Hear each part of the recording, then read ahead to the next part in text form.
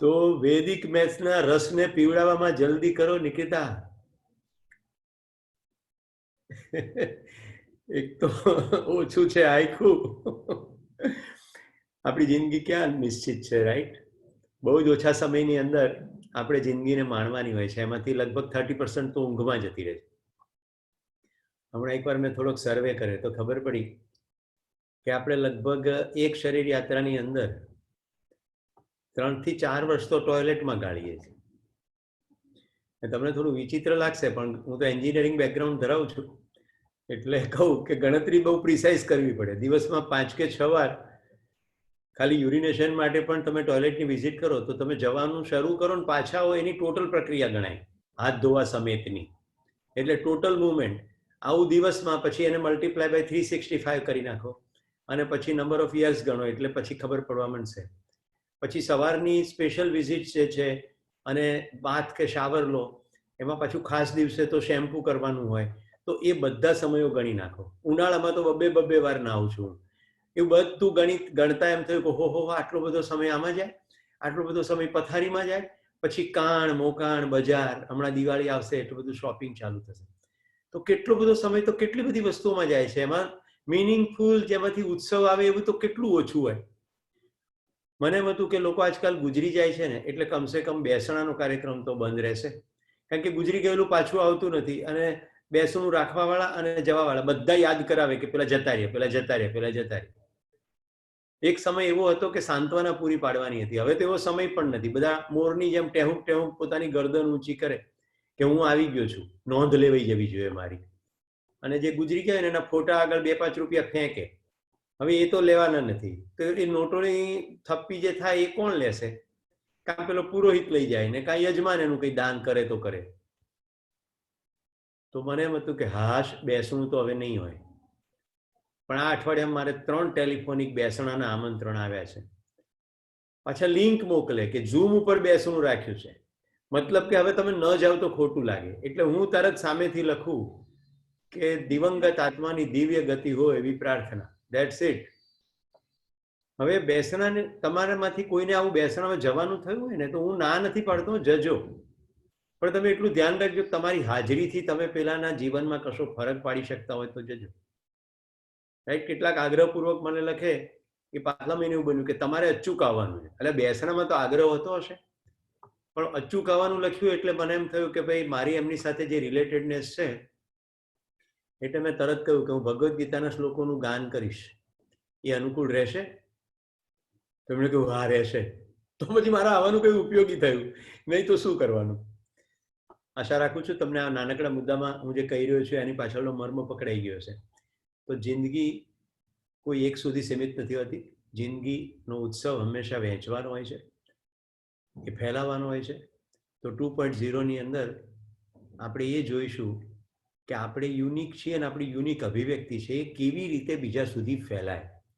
તો આપણે સૌથી પહેલા આખું જે ટાઇટલ છે, મારી જે ટેવ છે એ પ્રમાણે આખું ટાઇટલ હું ફરી એકવાર ડિફાઇન કરીશ. Living life joyfully. એમાં લાઈફને મેં ડિફાઇન કરી દીધી. તો life is compose of what. હવે લાઈફને આપણે વરે ડિટેલમાં જોઈએ. એક તો એકલા સુધી નથી, બીજા લોકો પણ એમાં સમાવિષ્ટ થઈ જાય છે. તો જીવસૃષ્ટિ તમામ, વનસ્પતિ સૃષ્ટિ તમામ અને પદાર્થ સૃષ્ટિ પણ તમામ, આ બધું જ સૃષ્ટિના 4 અવસ્થાઓ છે. પદાર્થ, પ્રાણ અવસ્થા એટલે વનસ્પતિ, જીવ અવસ્થા એટલે તમામ જીવો, અને માનવ જ્ઞાન અવસ્થા. આ 4 અવસ્થાઓની સાથે જિંદગી છે. તો શરદ પૂર્ણિમાની રાતથી શરૂ કરીએ. ભાઈ ચાંદો કોના માટે ઉગે છે? ચાંદો જો રાતના 9 થી 12ની કોઈ પિક્ચર જોવા માટે ઉગતો હોય તો તમે જિંદગીનો મહત્વનો સમય ગુમાવી બેઠા. હવે કોઈને એમ થાય કે એવું શું બીજી વાર જોઈ લઈશું ને, તો ભારતની લાઈફ એક્સપેક્ટન્સી 70 ગણીએ તો કોઈ પણ વ્યક્તિના જિંદગીમાં ખાલી 70 જ વાર શરદ પૂર્ણિમા આવે. હવે કોઈને એવો ભ્રમ થાય કે પૂનમ તો દર મહિને આવે, એમાં શરદ પૂર્ણિમા ઉપર શું ભૂંગળું ભાંગ્યું છે? તો કહી દઉં કે શરદ ઋતુની પૂર્ણિમાનું આકાશ, શિયાળાનું આકાશ છે ને નિરભ્ર આકાશ કહેવાય, જેની અંદર વાદળો ના હોય. એટલે વાદળો વિનાનું જે આકાશ છે ને એમાં જે ચંદ્ર છે એની ખૂબસૂરતી બિલકુલ જુદા પ્રકારની છે. સેકન્ડ થિંગ, શરદ ઋતુમાં હળવી હળવી ઠંડક શરૂ થઈ હોય. આ તોડી નાખે એવી ઠંડક ના હોય. તમે મારી સાથે ડિસેમ્બરમાં આવજો માઉન્ટ આબુ, હું તમને ત્યારે પૂર્ણિમાનું આકાશ બતાડીશ, પણ તમે તંબુમાંથી બહાર નીકળીને જોઈને તરત અંદર ઘૂસી જશો. કારણ કે હું જે કેમ્પ સાઇટ ઉપર તમને રાખું ત્યાં 0 કે સબ-0 ટેમ્પરેચર હોઈ શકે આબુમાં. એટલે તમે ઈચ્છો તો પણ વધારે જોશો નહીં. તમે બધા સ્વેટરને જેકેટ પહેર્યું હોય પણ આંખ તો ખુલ્લી રાખવી ને, તો પોપચા તો ઠંડા થાય જ. એટલે ઠંડીના મારે પણ તમે માણી નહીં શકો. કમિંગ બેક, 70 જ શરદ પૂર્ણિમાઓ. એમાં જો અત્યારે તમારી વય 30 વર્ષની એવરેજ ગણીએ તો 30 તો ગઈ. એટલે આપણા ડાયા માણસ હોય ને, કોઠારી સાહેબ જેવા, કારણ કે કોઠારી સરનેમ જ ઇન્ડિકેટ કરે છે, એવા કેટલાક ડાયા માણસોએ શું કર્યું કે આ લોકો છે ને જોશે નહીં શરદ પૂર્ણિમા, એટલે કે દૂધને પૌવા જોડી દો, અને એ પાછું કે ચાંદનીમાં મૂકવાના. એવું નહીં કે ફ્રીજમાં મૂકવાના, ચાંદનીમાં મૂકવાના. એટલે કમ્પલસરી મૂકવા જાય ને ધ્યાન પડી જાય તો બીજાને પણ કે ચલો, પછી બધા ભેગા મળીને ખાવાનું. પછી કોઠારમાંથી થોડા બદામ લાવ્યા, પિસ્તા લાવ્યા, કાજુ લાવ્યા, શક્કર લાવ્યા, બધું લગાવીને એટલું બધું જોરદાર કર્યું. એમાં નીરજભાઈના ઘરેથી એટલા બધા ઉત્સાહીને કે ભાઈ સાથે કશું તીખું જોઈએ તો કે બટેટાવાળા બી બનાવું.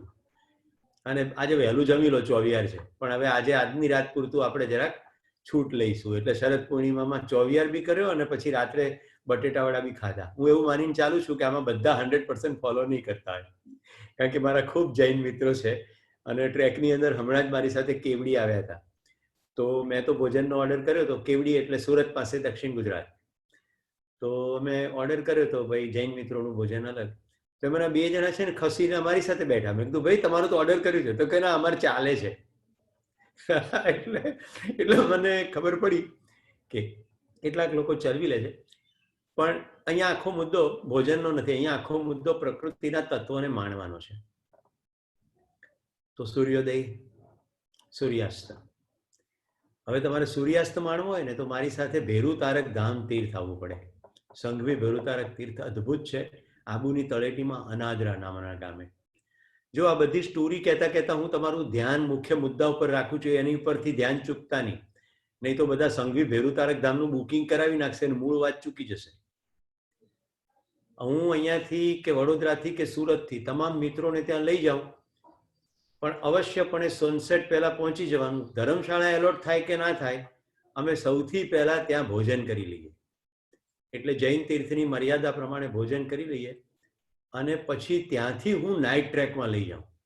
માઉન્ટ આબુ ચડવાનો જે ટ્રેક છે એ ટ્રેકમાં હું લગભગ 1/3 અથવા 1/4 સુધી લઈ જાઉં અને ત્યાં જઈને પછી બધાની પથરાળ રસ્તા ઉપર સુવડાવી દઉં. ચાંદની હોય તો ચાંદનીની મજા અને અમાવસ્યા હોય તો રાત્રિના તારાની મજા. આ બધી કરાવડાવું. પછી એ લોકો એમ કે નેક્સ્ટ ટ્રેક ક્યારે છે? તો 1987થી અત્યાર સુધી યાત્રા ચાલી છે. હું કેટલા બધી વાર આબુ ચડી ગયો છે, કોઈ સિઝન બાકી નહીં. તો મને ઘણા લોકો પૂછે કે એકનો એક ટ્રેકમાં તમને કંટાળો નથી આવતો? તો હવે બીજો ડાયમેન્શન, કદી સેમ ચાંદની હોતી નથી, કદી સેમ આકાશ હોતું નથી, કોઈ પણ દિવસ સૂર્યાસ્ત સેમ હોતો નથી. દરરોજ ચિત્ર અલગ જ હોય છે. વાંસની અંદર 40 વર્ષે એકવાર ફૂલ ખીલે તો અનાદરા ચડવાનું શરૂ કરું ઉપર, ત્યારથી મનમાં ક્યુરિયોસિટી હોય કે આ વખતે કયા બાંબુના પેચમાં ફૂલો જોઈશ.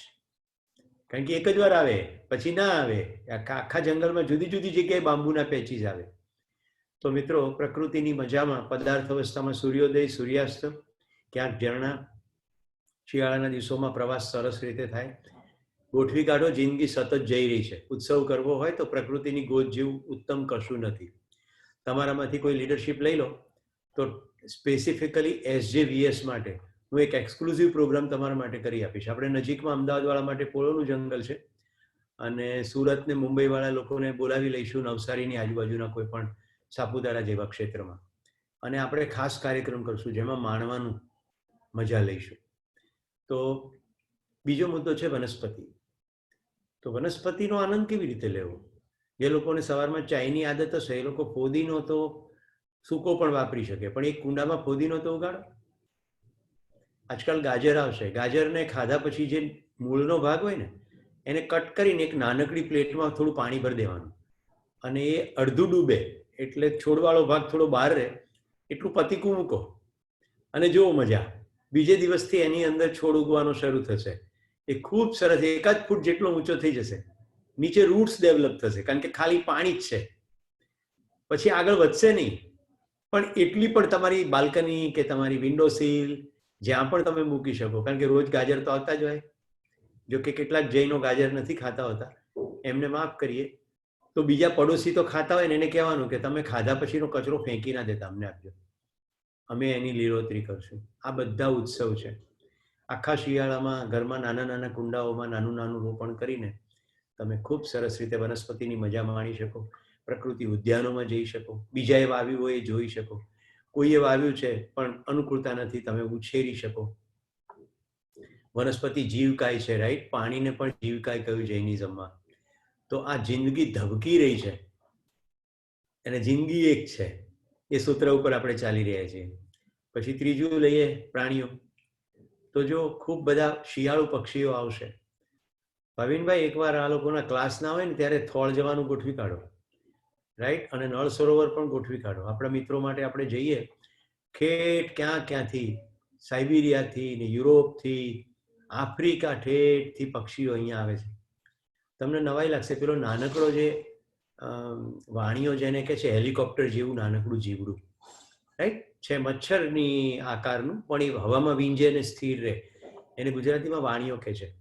પણ એ જે બર્ડ છે એ ઠેઠ સાઉથ આફ્રિકા જાય છે. બર્ડ નહીં, સોરી, એ કીટક ઠેઠ સાઉથ આફ્રિકા જાય છે અને ત્યાં જઈને પ્રજનન કરે છે અને મોટી માત્રામાં થયા પછી ભારત પાછું આવે. કેટલી ગજબનાક ઇન્ટેલિજન્સ છે. તો આ બધું નાનું નાનું જીવસૃષ્ટિ જોવાની મોજ છે. અને હવે છેલ્લે માણસો. તો જો ભાવિનભાઈની દાઢી જુઓ, બીજા લોકોના વિડીયો દેખાતા નથી, પણ જે લોકો પણ પોતાના વિડીયો ઓન કરી શકે એ ચોક્કસપણે ઓન રાખજો, જેથી કરીને હું બધાના ચહેરા જોઈ શકું ને એની ખૂબીઓ કહી શકું.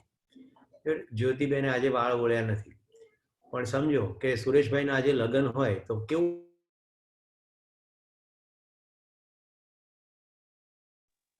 સુરેશભાઈ પરોઠા અને શાક બનાવતા બનાવતા સાંભળ્યું.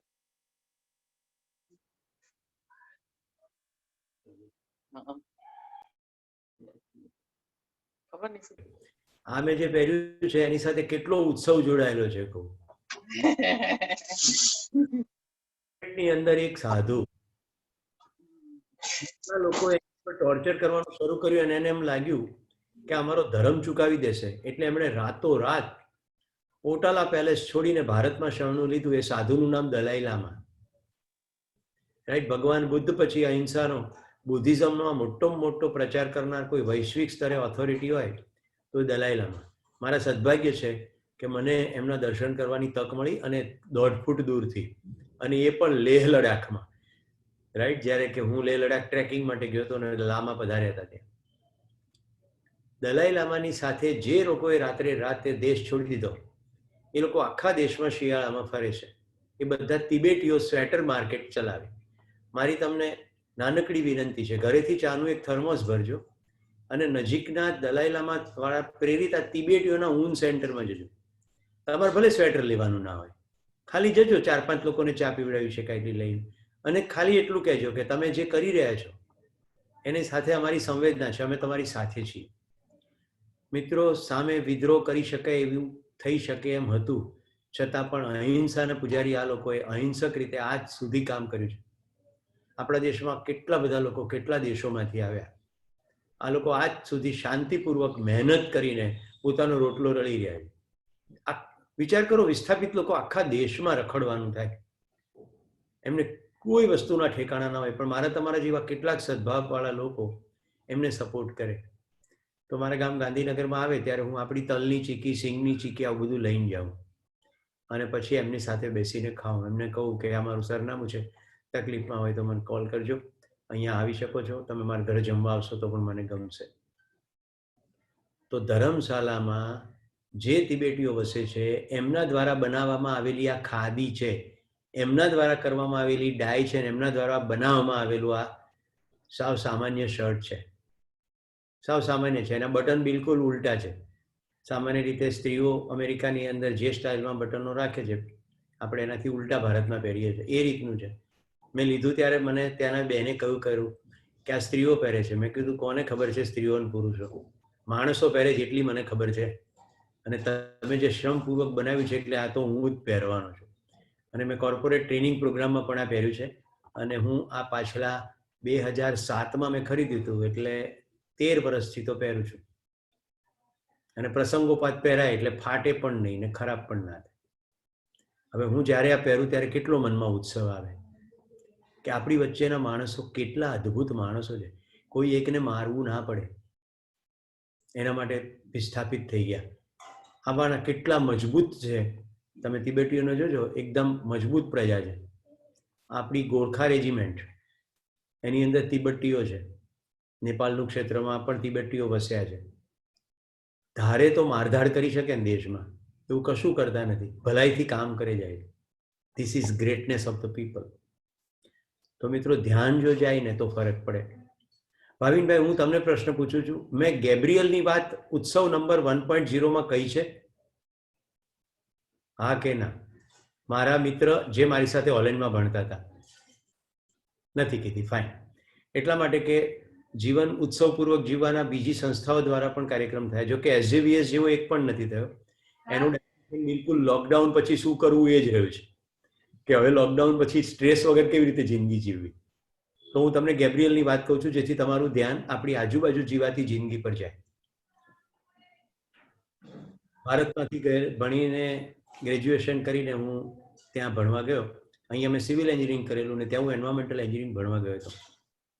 હવે અહીંયા આપણે કોલેજમાં આવીએ ને ત્યારથી મનમાં એવું હોય કે આ બધા સિગરેટ પીવે, દારૂ પીવે, તેમાં એવું તો શું હશે?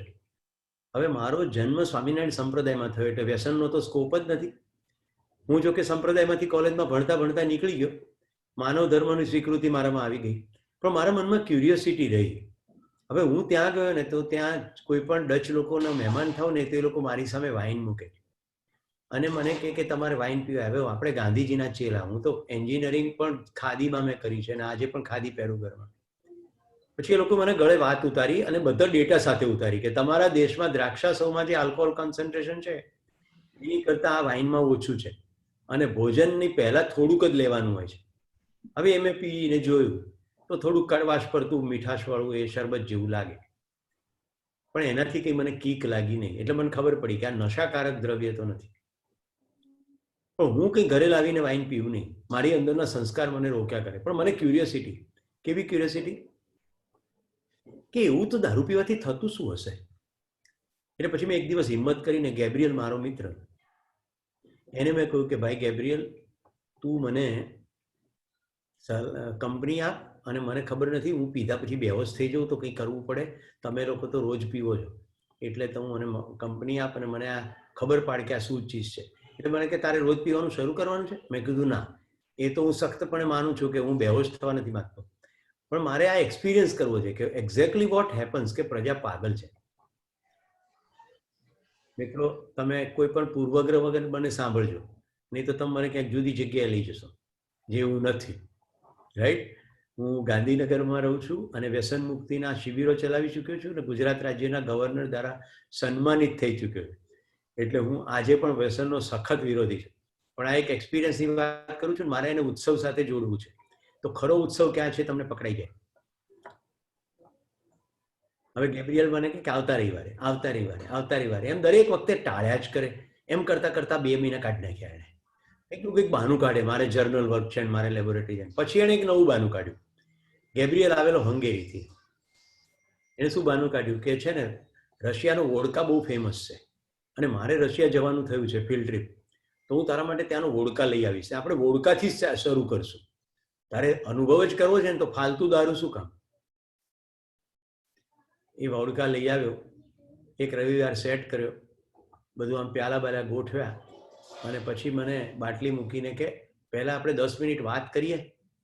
મેં કીધું હા કરીએ. પછી એણે કહ્યું કે હું સવારે છે ને સુરેશ ઘરેથી નીકળું ને સાંજે મારી પત્ની ઘરે હશે કે નહીં એની મને ખાતરી નથી હોતી. અમારી જિંદગી અત્યંત છિન્ન વિછિન્ન હોય છે. અમારા વેધરના ઠેકાણા નહીં. ગમે ત્યારે વરસાદ પડી જાય, ગમે ત્યારે સખત ઠંડી પડે, અમારે ઘરમાં પેક રહેવું પડે. અમારી જિંદગી બહુ સીમિત, સંકીર્ણ જિંદગી છે. હું જે દિવસથી તને તું આવ્યો છે ને જોઉં છું ત્યારથી તું ખુશખુશાલ છે. તું તો ઓલરેડી કીકમાં જ છે અને તારે આવું નાર્કોટિક વસ્તુ નાખીને કીક લેવી છે? તને શરમ નથી આવતી? એણે 10 મિનિટનું જે ધારાપ્રવાહ પ્રવચન કર્યું બાટલીઓ ગોઠવીને, અને હું સડાક થઈ ગયો કે આ મિત્ર મને કેટલું ચાહે છે, એણે મને કેટલો ઓબ્ઝર્વ કર્યો છે, એ શું કામ દારૂ પીવે છે એની વેદના એણે કીધી કે આ બધું ભૂલવા અમારે દારૂ પીવો પડે છે, તેથી બેહોશ થઈને સૂઈએ. મેં બાટલી ઉઠાવી અને ગેંડી અથવા બેઝિનમાં જઈને ફોડી નાખી. બધો દારૂ ગયો, નીચે ડ્રેઇન થઈ ગયો, અને પછી કાચ નાખ્યો કચરા ટોપલીમાં. અને ગેબ્રિયલને ભેટીને હું રડ્યો કે દોસ્ત હોય તો આવો, કે જિંદગીના ખોટા રસ્તા ઉપર બીજા દોસ્તને ચડવા પણ ના દે. મિત્રો, આવું કહેતા મારી આંખમાં આંસુ છે અને ગેબ્રિયલ પ્રત્યે કૃતજ્ઞતા છે. હવે આ ગેબ્રિયલ જિંદગીમાં કેવી રીતે આવ્યો? તમને ઉત્સવ સમજાઈ ગયો હશે. ઉત્સવ મિત્રોથી છે, ઉત્સવ ખૂબીઓથી છે. ભાવિનભાઈ, હું તમારો હૃદયપૂર્વક આભાર માનું છું. તમારા જેવા મિત્રો મેળવીને હું ધન્ય છું. IIM અમદાવાદની લાઈનમાં તો ઘણા બધા હતા, ખાલી તમે જ કેમ મળ્યા? એવી જ રીતે Indian Society for Training and ડેવલપમેન્ટના નેશનલ કોન્ફરન્સમાં હું દિલ્હીમાં હતો. કર્નલ સંતોષ ગર્ગ મારા મિત્ર થઈ ગયા. અસંખ્ય લોકો હતા કોર્પોરેટમાં ટોપ્સ, અને એ તો મારી સાથે બેઠા પણ નહોતા. પણ અમે ટી બ્રેકમાં ભેગા થઈ ગયા. ટી બ્રેકમાં હું લગભગ 100 માણસોને મળ્યો હોઈશ, અને આ ઘટનાને પણ 10 વર્ષ થયા. પણ કર્નલ સાહેબ આજે પણ એટલા જ પરમ મિત્ર છે. તો માણસોમાં ખૂબી જોવાનું જે કામ ગેબ્રિયલે કર્યું, જે મને નહોતી દેખાતી એને દેખાઈ ગઈ. અને ગેબ્રિયલે મારી દીકરી માટે માગું નાખ્યું કે તમારી દીકરી મારા દીકરાને પરણે. મેં કીધું પરણે તો બહુ ખુશ થઈશ, પણ મારી દીકરીએ કહ્યું પપ્પા આપણા મૂલ્યો અને એમના જીવન મૂલ્યો ક્યાં મેળ પડે? રાઈટ? માંસ ખાનારા, દારૂ પીનારા, આપણે બધી રીતે ઈવાન ગમે એટલો સારો હોય, પણ જિંદગી જીવનસાથી તો એની સાથે જાય જેના જીવન મૂલ્યો આપણું જીવાય. હવે તમને એમ થાય ગેબ્રિયલ કેવી રીતે મિત્ર થયો? મારા મમ્મીએ અહીંયાથી મને ખાખરા બંધાવી આપ્યા કે સુરેશ તું ત્યાં જઈને શરૂઆતમાં સેટ થતા તને તકલીફ પડશે. પણ મારા મનમાં કંઈક જુદું જ ચિત્ર ચાલી રહ્યું હતું. મેં કીધું મમ્મી બહુ બધા ખાખરા ભરી દેજે, મને તો ઘણા બધા દિવસો રાંધવાનું ફાવશે પણ નહીં. એટલે બહુ બધા ખાખરા એને ભરી દીધા. મેં ગાંધીજીનો ફોટા લીધા, 1 રૂપિયાનો સિક્કો દિવસોમાં ચલણમાં હતો, રૂપિયાની નોટ હતી, એ બધું લઈ ગયો. અને ગાંધી આશ્રમ જઈને ગ્રીટિંગ કાર્ડ લીધા. ત્યાં જઈને મેં પહેલે દિવસથી નક્કી કર્યું કે હું દરરોજ નવા મિત્ર સાથે બેસીશ અને ખાખરો ખાઈશ, અને એ મને પૂછશે કે વોટ ઇઝ ધીસ, એટલે હું એને એક ખાખરો ઓફર કરીશ. એવી રીતે હું મૈત્રીનો સેતુ બાંધીશ. ત્યાં 4-4ના ટેબલ, તો એકને સામે એકને બદલે 3 આવે, એટલે હું 3 ખાખરા બધાને આપું, એટલે 3 જણા મારી સાથે ખાખરો ખાય, બધા પૂછે. એમાં ગેબ્રિયલે મને માર્ક કર્યો કે આ માણસ રોજ ટેબલ બદલી નાખે છે. અને જો સેમ મિત્રો આવે તો એક્સક્યુઝ કહીને હું બીજા મિત્રોને રિક્વેસ્ટ કરું, જરા પ્લીઝ તમે મને નવા મિત્રો સાથે બેસવું છે, તમે એક સીટ ખાલી કરી દેશો અને કોઈ નવા મિત્રને લઈ આવો, એમ કરીને હું ઇન્ટ્રોડક્શન કરું. ગેબ્રિયલે જોઈ ગયો. ગેબ્રિયલ મને કે mister Patel what are you doing daily, can I join you? મેં કીધું યસ. હવે અમે જોડીમાં થઈ ગયા, અમે 2 અને સામે 2 નવા મિત્રો. પછી તો અમારે બંનેને, એ મિકેનિકલ એન્જિનિયરિંગ ભણે અને હું તો એન્વાયરમેન્ટલ એન્જિનિયરિંગ ભણું, એટલે અમારે બંનેને કોમન કશું નહીં ભણવાનું, પણ લંચ કોમન. તો જે દિવસે એને બહાર જવાનું હોય, લેબોરેટરી જુદી જગ્યાએ હતી, તો મારા લોકરમાં ચોકલેટ સરકાઈ દે. પછી ખાખરા તો ખલાસ થઈ ગયા, અને એ તો માંસાહારી અને આપણે શાકાહારી, તો હું એની અંદર ગાજર સરકાઈ દઉં, કે પોટેટો મેશ કરેલું હોય એને એલ્યુમિનિયમ ફોઇલમાં પેક કરીને સરકાઈ દઉં. આવી રીતે અમે ભાવનાત્મક રીતે મૈત્રીને દ્રઢ બનાવી કે ભાઈ ચલો લંચ સાથે નથી લઈ શકતા તો કંઈ વાંધો નહીં, પણ લંચમાં મેં તને યાદ કરીને તારા માટે ગાજર છોડ્યું છે, તો તું લંચ તારા સમયે ખાઈ લેજે અથવા સાંજે ખાજે. આ મૈત્રી પરિણામે આ મિત્રએ મને ખોટા રસ્તે ચડતો બચાવી દીધો. કારણ કે પછી મેં સાયકોલોજીનો દેશમાં આવીને અભ્યાસ કર્યો એટલે ખબર પડી કે દરેક વ્યસનો આવી રીતે થઈ જાય છે. પછી એવા મિત્રો મળી જાય. મિત્રો, આપણી આજુબાજુ અદ્ભુત માનવો વસે છે. એ બધાની અંદરથી ખૂબીઓ જોઈએ, અદ્ભુતતા જોઈએ, તો આપણી જિંદગી ઉત્સવ બની જાય. તમારા માટે હોમવર્ક, આજુબાજુ વસતા વિચિત્ર પડોશીઓને પોઈન્ટ આઉટ કરો. વિચિત્ર, જેની સાથે આપણે સેટ ના થતું હોય, અને એની અંદર ગોતવાની કોશિશ કરો. હું વૃક્ષારોપણ ને વૃક્ષ પ્રેમી માણસ, મારી સામે રહેનાર માણસ મારા વાવેલાને કચડી નાખે. સરવાળે એ તો મેં સેટરાઇટ કર્યું, પણ જો જેને વૃક્ષ માટે કશો પ્રેમ નહીં, એવી વ્યક્તિ રોજ સવારે સૂર્યને અર્ઘ ચડાવે અને ગાયત્રી મંત્ર બોલે. ગાયત્રી મંત્ર એ બોલે મારા માટે, એવું હું માનું. તો ગાયત્રી મંત્રનો અર્થ થાય કે સૂર્યના સ્વરૂપમાં ઈશ્વરીય શક્તિ જે વિદ્યમાન છે તે મારી બુદ્ધિને એવી રીતે પેડો કે સઘળા શુભ કામ હું હંમેશા કરું. હવે હું સંસ્કૃત ભણ્યો એટલે મને ખબર પડી ગઈ. મેં એનો દીકરો મારા ઘરે રમવા આવે ને એટલે મેં કીધું તાર પપ્પાને ગાયત્રી મંત્રનો અર્થ પૂછી લેજે ને કાલે મને કહે. તે ખબર નહોતી, ઘરમાં પરંપરા છે એટલે બોલે. હવે મને ફાયદો એમને થયો કે મને થયો. રોજ સવારે મારા મનમાં એક પોઈન્ટ આવી જાય કે મને સારા અને સઘળા શુભ કામો પ્રેરે.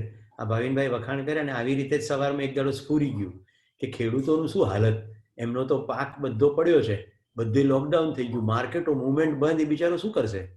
ચલો આપણે કામ શરૂ કરીએ. લોકડાઉનની અંદર હું ફાલસાના ખેતરમાં ગયો હતો અને નીકળી ગયો તો મારા ઘરના જે પણ મહેમાનો આવેલા તે કે આપણે બધા જઈએ છીએ પણ પછી ગાંધીનગરમાં આવવા નહીં દેતો.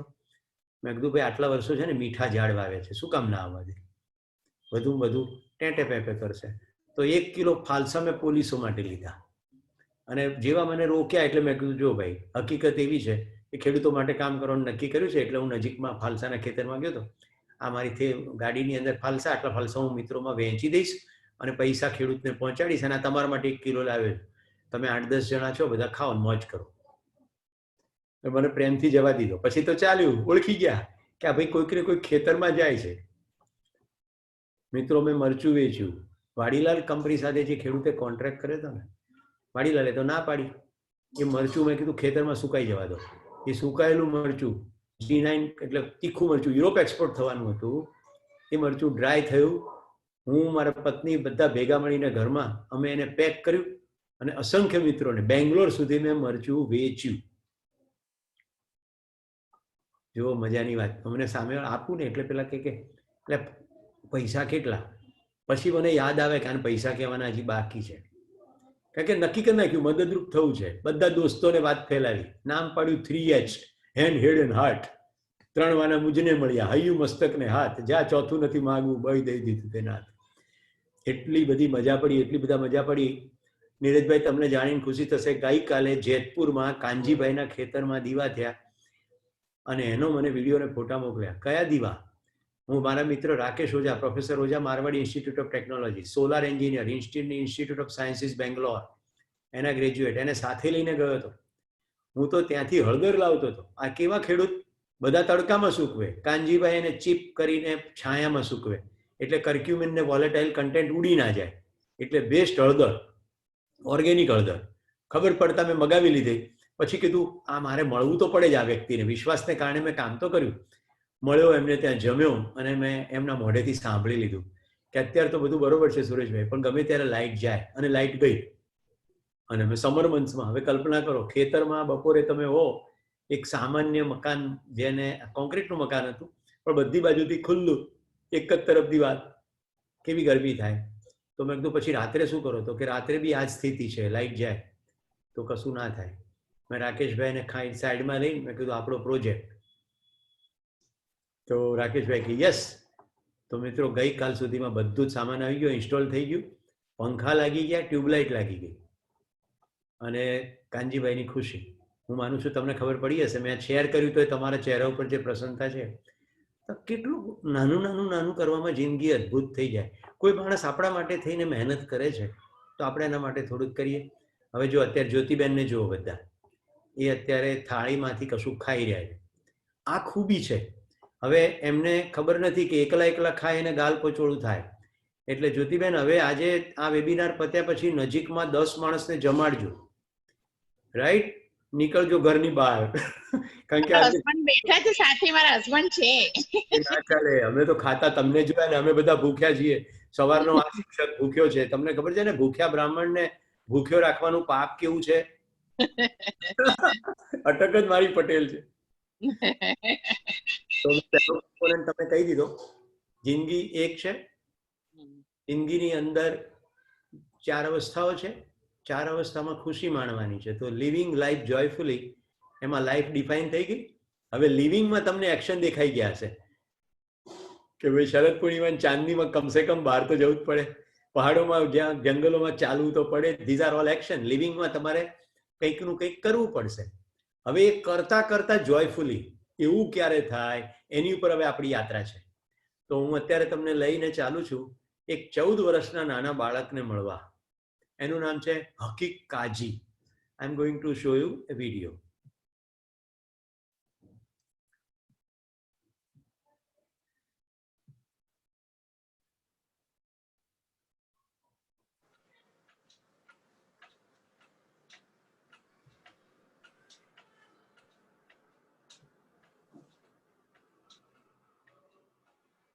હું આશા રાખું છું તમને પીપીટી દેખાઈ રહ્યું છે? હા, દેખાઈ રહી છે સુરેશભાઈ, પ્લીઝ. ઓકે, તો આપણે આ વિષય પર કામ કરી રહ્યા છીએ. મેં આ વાત બોલે કે આપણા દરેક વ્યક્તિ યુનિક છે, દરેકનું યુનિક એક્સપ્રેશન છે.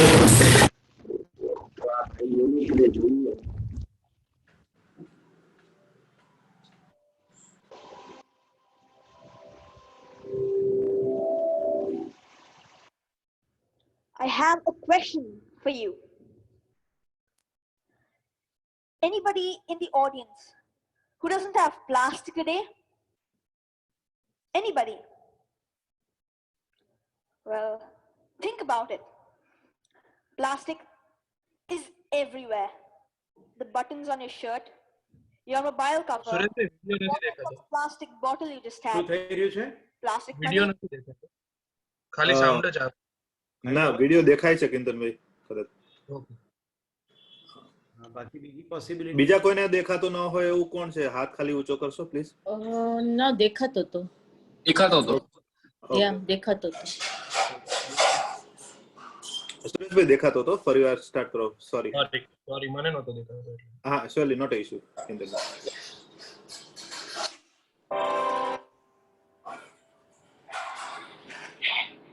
I have a question for you.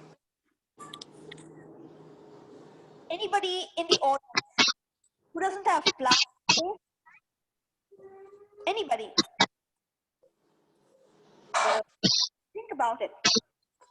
Plastic is everywhere. The buttons on your shirt, your mobile cover, water from the plastic bottle you had, plastic money in the wallet, maybe. It is interesting how plastic has become an integral part of our lives and how we cannot go one single day without it. You know what that makes me think? How my generation is inheriting not just this legacy, but also the problem that comes with it. The problem of what we throw in our oceans. Hello everybody, my name is Hazik Kazi. I am 12 years old and I alone have a plastic debt of roughly 66 tons and counting. So in case you're wondering, what is plastic debt? It is the amount of non-recycled plastic which is we humans leave behind on this planet. How many Indians in the house today? Raise your hand, please.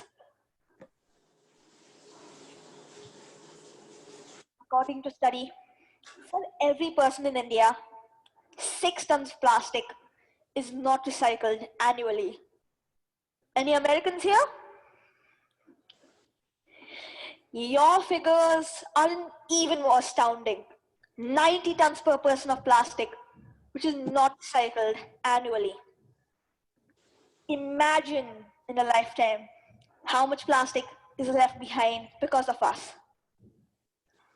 When we die, our bodies go back to Mother Earth, but the plastic debt is left behind as a legacy for the coming generations. Did you know that by 2050, we will have as much or maybe more plastic in the ocean than fish?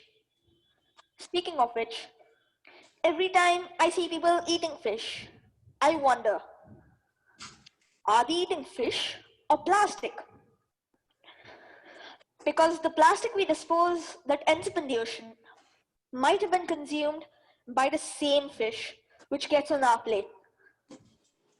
Talk about the vicious karmic cycle. The magnitude of the problem inspired me to do something about this. Hence, I came up with an idea of an invention that will help make the oceans a cleaner place. An ocean cleaner called Airvis. Airvis is an intelligent ship which sucks waste from the ocean surface and cleans it. It all started 2 years back. I saw some documentaries and a TED talk of Boyan Slat about how he wanted to clean the oceans. A few days later, as I came home from playing football, my mom asked me to wash my hands. And as I went to the sink to get the dirt off, I observed a whirlpool of water going down the drain. An idea came to my mind, and I smiled. I drew and created a rough model. A circular ship with saucers attached. A very futuristic design, much like the USS Enterprise from Star Trek. Come on, we all love the series, right? That's just the first draft.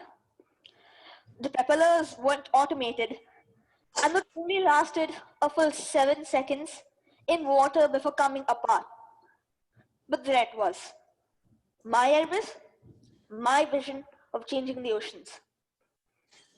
While guzzling down innumerable cups of hot chocolate, you know, I'm still a kid, no coffee for me. I did some exhaustive research to achieve my vision of Airvis, which is first, to clean the current waste floating in the ocean. Second, to analyze the data from the waste which we collect. And third, to stop it at source, which is getting disposed by the ships. I also realized that a circular shape was not very efficient, and that I had to redesign my ship to be more hydrodynamic. So I worked with scientists and engineers to create a more bleeding edge model. So here's how it works. The ship is essentially a large boat powered by solar and renewable natural gas with various compartments and saucers surrounding it. The saucers float on the surface, gravitate to create a whirlpool to pull the waste towards its center, which is then sent through a tube to various chambers in the ship. The chambers include an oil chamber, which collects the waste oil. The next 4 chambers are for large, medium, small, and micro waste respectively. Just imagine Airvis to be a gigantic vacuum cleaner with many cleaning tubes attached to many dust bags. Once the waste enters the chambers, Airvis analyzes, segregates, and compacts it, and pumps the filtered water back into the oceans, all without harming marine life in the process. Airvis the ship will be my contribution in making the earth a better place. And I hope in some way it can inspire you to find your idea which can bring a positive change in the world. Thank you.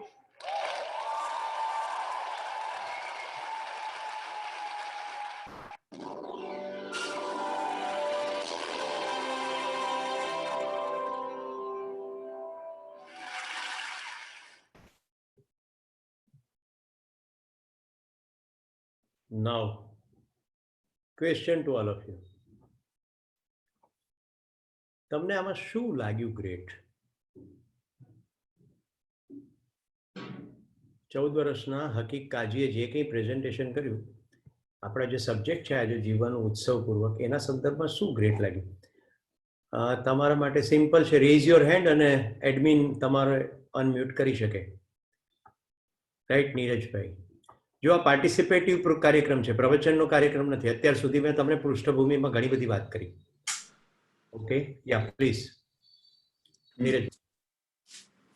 2 વસ્તુ મહત્વની મને દેખાણી કે એક વસ્તુ છે કે જે સામાન્ય વસ્તુને એને ઉપયોગી બનાવી જીવ બચાવવા માટે અથવા તો રિસાયકલ માટે, એ બંને. અને સેકન્ડ વસ્તુ છે કે કોઈ પણ વસ્તુને ઓબ્ઝર્વ ધ્યાનથી કરીએ ને તો એને એ આઈડિયા આવ્યો. એટલે ઓબ્ઝર્વેશન અને ઇમ્પ્લિમેન્ટેશન, એ 2 વસ્તુ મને વધારે આમાં યોગ્ય લાગી. Very good. બોલો ભૂમિલભાઈ. હા એટલે બેઝિકલી જે લોકોના વિડીયોઝ ઓફ છે પ્લીઝ વિડીયોઝ ઓન રાખો. પાર્ટિસિપેટિવ કાર્યક્રમ તો કહેવાય છે તમારા વિડીયોઝ ઓન હોય. રાઈટ, બોલો. એટલે બેઝિકલી એને જે પણ એને ઓબ્ઝર્વ કર્યું કે એનું સોલ્યુશન કઈ રીતે આવી શકે અને ઓશન પોલ્યુશન ઉપર એક કઈ રીતે જે એને એક ઓબ્ઝર્વેશન કર્યું છે એ ઇમ્પ્લિમેન્ટ કરે અને જે પ્લાસ્ટિકનો જે પોલ્યુશન છે ઓછું કરી શકે અને એને બીજાની ઓશન એન્વાયરમેન્ટ વિશે વિચાર્યું કે બેઝિકલી કેટલું બધું નુકસાન થઈ રહ્યું છે જે એને ઓછું કરવાનો કઈ રીતે એને ટ્રાય કર્યો પછી એના ઓબ્ઝર્વેશન પર. ઓકે, બીજા જો પાર્ટિસિપેશનની અપેક્ષા બધા પાસેથી છે કારણ કે આપણું ઓડિયન્સ પણ નાનું જ છે, રાઈટ. 100 જણા હોય તો હું 100 પાસેથી અપેક્ષા ના રાખી શકું, પણ લગભગ આપણે 23 જણા છો, એમાં મને કાઢી નાખો એટલે 22 માંથી રફલી 5-7 લોકો તો કહી જ શકે. યસ, રાજનભાઈ તમારો ઓડિયો બંધ છે, તમારા લેપટોપમાં મ્યુટ હશે, તમારું માઇક્રોફોન મ્યુટ હશે, તમારું પર્સનલ માઇક્રોફોન ઇન ફોન અથવા લેપટોપ.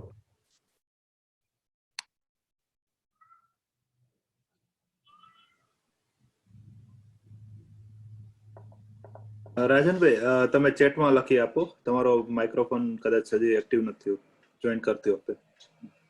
યા મીનવાઇલ બીજા કોઈ? ઉમેશ દોશીની પછવાડે 2 સરસ મજાના બાળકો ક્યુરિયોસિટીથી જોઈ રહ્યા તો ખોળામાં લેટ ધેમ પાર્ટિસિપેટ. યસ, હા, મારી ગ્રાન્ડ ડોટર ને ગ્રાન્ડ સન પ્લાસ્ટિક નો આવે એટલે જોવા માટે આવે. એટલું સરસ, બહુ સરસ. એટલે મેં કીધું તમે જુઓ સાંભળો એટલે દે આર ઇન્ટરેસ્ટેડ. કોણ આનંદ છે કે અરે કોઈ આપણો બધા ફેમિલી મેમ્બર છે, બધા કોઈ બીજા નથી. હજી આગળ પણ બહુ મજા પડે એવું છે. યસ ભાવિનભાઈ. એને જે ફ્યુચર સિનારિયો ઇવોલ્યુએટ કર્યો કે ભાઈ 2050 માં શું સિચ્યુએશન હશે. Okay, that also appealing. okay, so a futuristic viewpoint, sharp observation, solution of the problem, contributory spirit. What else? ઘણું બધું છે. હા, એજ કીર્તન. એજ કોઈ પણ એજમાં તમે ઓબ્ઝર્વ કરીને કરી શકો. મીનિંગ હી વોઝ આટલું બધું આ એજે પણ વિચારી શકાય. It's meaning okay, wonderful wonderful. તમે થોડી નાળ પકડી છે. બીજા કોઈ? ઓકે, બીજા લોકો કે ત્યાં સુધીમાં હું કિંતનભાઈના પોઈન્ટને એક્સટેન્ડ કરું. કિંતનભાઈ બેઝિકલી સોફ્ટવેરના માણસ ને એટલે એમને સોફ્ટ પાર્ટ ઉપર બિલકુલ ફોકસ કર્યું. અને હું તમને સૌથી સરસ ગુડ ન્યૂઝ આપવા માંગુ છું.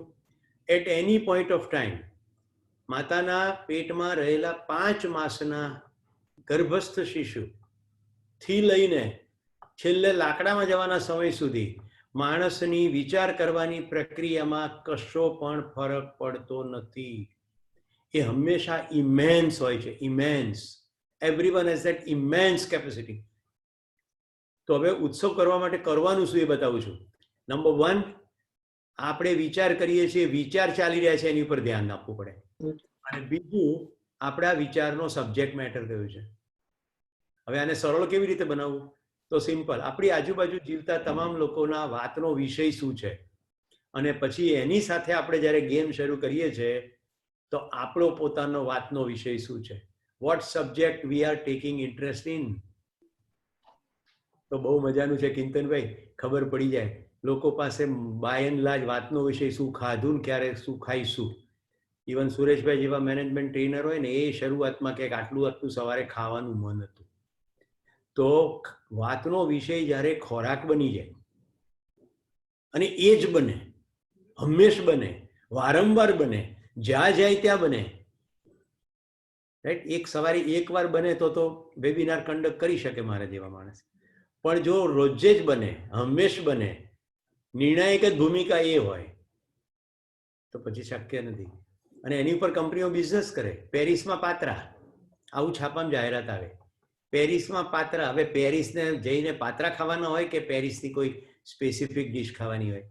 આપણે પેરિસ શું કામ જઈએ છીએ? પાત્રા ખાવા જઈએ છીએ. પણ છતાંય બધી ટુરિસ્ટ કંપનીઓ આવું કરે છે. દુબઈમાં ઢોકળા અને પેરિસમાં પાત્રા. મને તો ક્યાંક બિઝનેસ મેગેઝિનમાંથી વાંચવા મળ્યું કે એર ઇન્ડિયાનો બિઝનેસ બહુ ચાલતો નહોતો. અમદાવાદથી ન્યુયોર્કની જે ફ્લાઇટ ચાલતી હતી એમાં સીટો ખાલી જતી હતી, તો કોઈ કન્સલ્ટન્ટને રોક્યા. તો એણે કીધું કે તમે ભારતીય ડીશો શરૂ કરી દો, અને એમણે થેપલા અને દાળ ભાત ને આન તેન બધું કંઈક ચાલુ કરી દીધું. ત્યાર પછી હું ભારતમાં લોકલ ફ્લાઇટમાં જોઉં છું કે સમોસા અને બટેટા વડા અને આપણી કટલેટ્સ ને એ બધું કોમન થઈ ગયું છે. એક સમયમાં ખાલી સેન્ડવિચીસ ને એવું જ આવતું હતું, એની જગ્યાએ આ બધું થઈ ગયું અને એમનો બિઝનેસ ધમધોકાર ચાલવા માંડ્યો. અને બીજું, ગુજરાતીઓની તો આ ખાબી કહો કે ખામી ને ખૂબી કહો તો ખૂબી. પ્રવાસીથી આવીને પછી પહેલું ફીડબેક પૂછીએ ને તો કે ઘર જેવું જમવાનું. તો પણ ઘરે જ રહો ને, તો ઘર જેવું જમવાનું હતું તો પછી ત્યાં જવાની ક્યાં જરૂર છે? એટલો ખર્ચો થાય ને એના કરતા દિવાલ જેટલું ટીવી આવી જાય ઘરમાં, અને એની અંદર ગૂગલ અર્થ કરી દેવાય ઇન્ટરનેટની મદદથી. ઘરમાં બનેલા દાળ ભાત રોટલી ખાતા ખાતા તમે આરામથી મોટા સ્ક્રીન ઉપર જે તે પ્રદેશની મુલાકાત લઈ શકો. એ પછી ઊંઘ આવે તો પોઝ બી કરી શકો, હોલ્ડ બી કરી શકો. ઉઠ્યા પછી જેમ કે પેરિસનું એફિલ ટાવર ચડવાનું શરૂ કર્યું અને પહેલા લેવલે પહોંચ્યા પછી ઊંઘ આવે છે તો કઈ વાંધો નહીં, ઊંઘી જવાનું. પછી ઉઠ્યા પછી પછીનો માળ ચડવાનું. યુટ્યુબ ક્યાં ભાગી જાય છે? તમને મર્મ સમજાય? ઉત્સવ કેમ નથી? કારણ કે જે લોકો અહીંયાથી નક્કી કરીને જાય ને કે પેરિસમાં પાત્રા ખાઈશું, પછી ત્યાં જઈને શું કહે ખબર, મારા ફોઈ જેવા પાત્રા તો કોઈ બનાવે નહીં. એટલે સાંભળનાર કે હવે હશે તારા ફોઈ, અમે ખાધા છે તારા ફોઈના પાત્રા, કંઈ ભલીવાર હતું નહીં. હવે આ લોકો આનંદ કરવા ગયા હોય એની જગ્યાએ પાત્રા ઉપર બહેસમાં ઉતરી જાય. પછી બીજું, બસ લેટ કેમ પડે? કેટલાક લોકો નક્કી કરી નાખ્યું નાઈને જ બસમાં બેસવાનું. હવે પેલો ટૂર ઓપરેટર છે ને કે ભાઈ 8 વાગે ઉપડી જશે, આ 8 ને 5 સુધી ના આવે. આવે ને એટલે આખી બસના બધા જ મુસાફરો એની તરફ મોઢું બગાડે, બધાનો મૂડ ખરાબ થાય, બધા ભૂલી જાય કે ઉત્સવ માટે ગયા હતા. કોઈ એવી લીડરશિપ લે જ નહીં પ્રવાસીઓમાંથી કે આપણે બધાને ભેગા કરવાનો કાર્યક્રમ કરીએ. ટૂર ઓપરેટર શું કહેતો હતો, આપણે જ કરીએ, આપણે ઉત્સવ કરવા આવ્યા છીએ અહીંયા. તો કોઈ લેટ કરે ને પછી દાંતિયા કરવા, એની કરતા લેટ જ ના થાય એવું ના કરીએ સ્ટ્રક્ચર. ભાવિનભાઈ મારા પરિચયમાં કહ્યું હતું પરફેક્શનિસ્ટ પહેલા એપિસોડમાં. તો હું તમને કહી દઉં, કોર્પોરેટ સેક્ટરની આ 25 વર્ષની લાઈફમાં હું ક્યારેય મોડો પડ્યો નથી. હું ટ્રેકિંગ પ્રોગ્રામ ઓર્ગેનાઇઝ કરું, એ ક્યારેય મોડી બસ ઉપડે નહીં, મોડી જીપ પણ ના ઉપડે. એટલે બોમ્બેથી એક દિવસ માટે પાર્ટિસિપેટ કરવાવાળા લોકો સવારની ટ્રેનમાં ઉતરે તો કાળુપુર રેલવે સ્ટેશન ઉપર 4:45 વાગે વ્હીકલ પિકઅપ કરવા માટે ઊભું હોય, અને રાઈટ ટાઈમે અમે બ્રેકફાસ્ટ લેતા હોઈએ સેમ્બલ પાણીમાં અંબાજી પાસેના જંગલમાં. આવું કેમ શક્ય બને? આપણે ઉત્સવ કરવો છે તો આપણે જ લીડરશિપ લેવી પડે. તો હું જીપવાળાને શું કહી દઉં, કાળુપુરથી નજીકનો જે અમદાવાદનો પાર્ટિસિપન્ટ હોય ને એને કહી દઉં તારે વોલેન્ટિયરિંગ કરવાનું છે, આ ભાઈ તારે ઘરે આવીને સૂઈ જશે, અથવા નજીકમાં કોઈ પણ જગ્યાએ સુવડાવવાની જવાબદારી તારી. હવે પેલો સૂઈ જાય એટલે થાક્યા વગરનો હોય, એટલે સવારે તાજો હોય. નહીં તો રાતની વર્દી મારી હોય ને ઊંઘરેટો થઈને પછી એ ચલાવે ને ભટકાડી દે તો. સમજાય છે ને મુદ્દો? બધા પ્રોએક્ટિવ, બધામાં પૈસા થાય. ડ્રાઈવરને આગલા દિવસે હોટલમાં રાખવો પડે તો ખર્ચો થાય, પણ ડ્રાઈવર સૂઈ જાય, નિરાતે આરામથી, એને આપણા માટે સદભાવ થાય. પછી ફ્યુલ ભરાઈ જવું જોઈએ, રસ્તામાં પેટ્રોલ પંપે ઊભી રહેશે નહીં. મોન્સૂન ટ્રેક હોય તો તાડપત્રી જોઈએ, દોરી જોઈએ, બધાને સામાન બંધાઈ જવા જોઈએ. તો આવું બધું ઝીણું ઝીણું ઝીણું શક્ય છે. તારીકભાઈ હાકીકભાઈ જે બોલ્યા 14 વર્ષની ઉંમરમાં, એનો મુદ્દો ખાલી એટલો જ છે, આપણા બધાની પાસે અદ્ભુત વિચાર શક્તિ છે, પણ આપણો વિષય કયો છે વિચારવાનો? તો મેં સાદી ટેકનિક તમને બતાડી. વાતનો વિષય છે એ તમારો વિચારનો વિષય છે, કારણ કે વિચારના વિષયો ઘણા છે, એમાંથી વાતનો વિષય મોટે ભાગે માણસો સાથે જોડનારો કે તોડનારો છે. એ વિષયને ઉપર ફોકસ કરશો એટલે ખબર પડશે કે અંદર શું ચાલી રહ્યું છે. પછી અંદર જેની ઉપર ધ્યાન જાય, વિષય ઓલ્ટર કરો એટલે તમે પણ આવું કરી શકો. હવે બીજું કંઈ ના કરીએ તો કંઈ નહીં. આખા ઓશન ક્લિનિંગનો પ્રોજેક્ટ જો કાજીભાઈ લઈ શકે તો આપણે આપણી જિંદગીની સફાઈનો પ્રોજેક્ટ તો લઈ જ શકીએ. દિવાળી આવી ગઈ છે, આપણે ઘરની સફાઈનો પ્રોજેક્ટ તો લઈ જ શકીએ. જિંદગીને ઉત્સવ બનાવવાનો પ્રોજેક્ટ તો લઈ જ શકીએ. તો જોયું હોમવર્ક કેવું સરસ રીતે તમને પકડાઈ દીધું. This is creative thinking. કેવી રીતે થાય?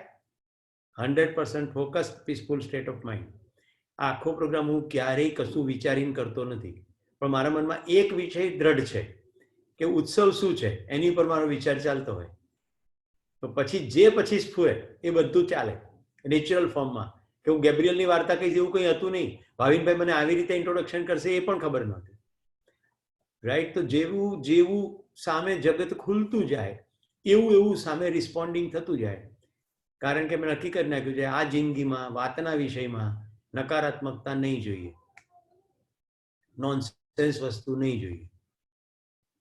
અને ખાવાની વસ્તુ ઉપર હું 1.5 કલાકનો વેબિનાર લઈ શકું.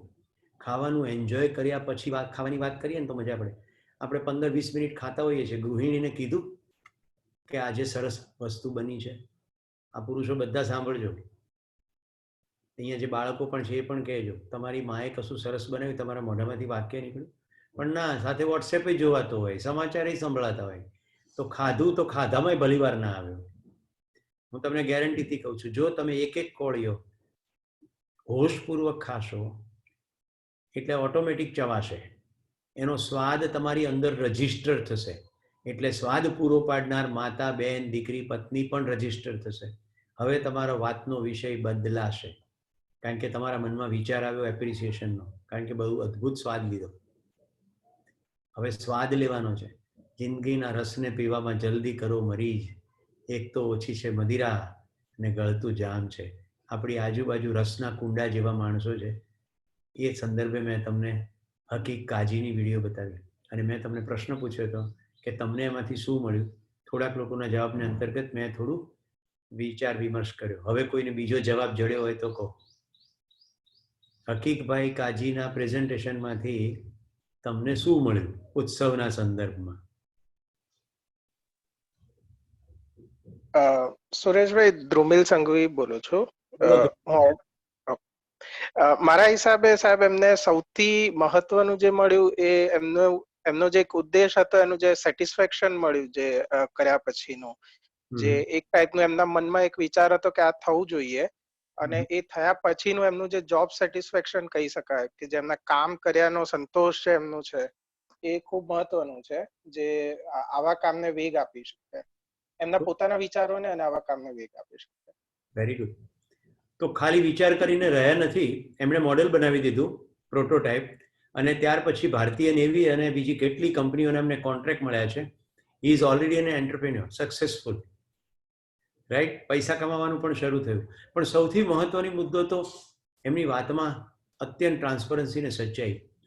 હજી ગઈકાલે નહીં, પરમ દિવસે મારા એક મિત્ર છે સુરતમાં, એમણે હકીકભાઈને પોતાના વેબિનારમાં બોલાવ્યા હતા. તો એ આવ્યા ને ખૂબ સરસ રીતે હકીકભાઈએ બધી વાત કરી. એટલે મને તરત થયું કે હું કરું, પણ મેં રાતના 11 વાગે કોશિશ પણ કરી, પણ આજે એમની ક્યાંક વ્યસ્તતા હતી. નહીં તો આજે મને વિચાર હતો કે આપણે એમને રૂબરૂ સાંભળીએ. તો down to earth, simple, Poona રહે છે, રાઈટ? હવે જો બીજો મજાના મુદ્દાઓ, આજનું છાપું અને કાલનું સાંજનું ઘટના ચક્ર વર્લ્ડની અંદર, મુસલમાનો પ્રત્યેનો હેટ્રેડ, ઇસ્લામોફોબિયા જેવા શબ્દો. હવે તમે નામથી ખબર પડી ગઈ કે વ્યક્તિનું નામ બતાવે છે કે ઇસ્લામિક હશે.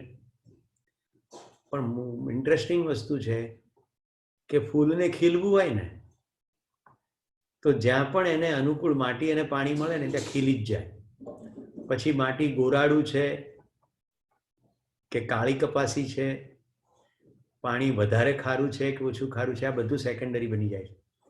એટલે આપણી આજુબાજુ આવા અદ્ભુત લોકો છે. હવે આજુબાજુથી શરૂ કરીએ તો સૌથી પહેલાં તો ઘરથી જ શરૂ કરીએ.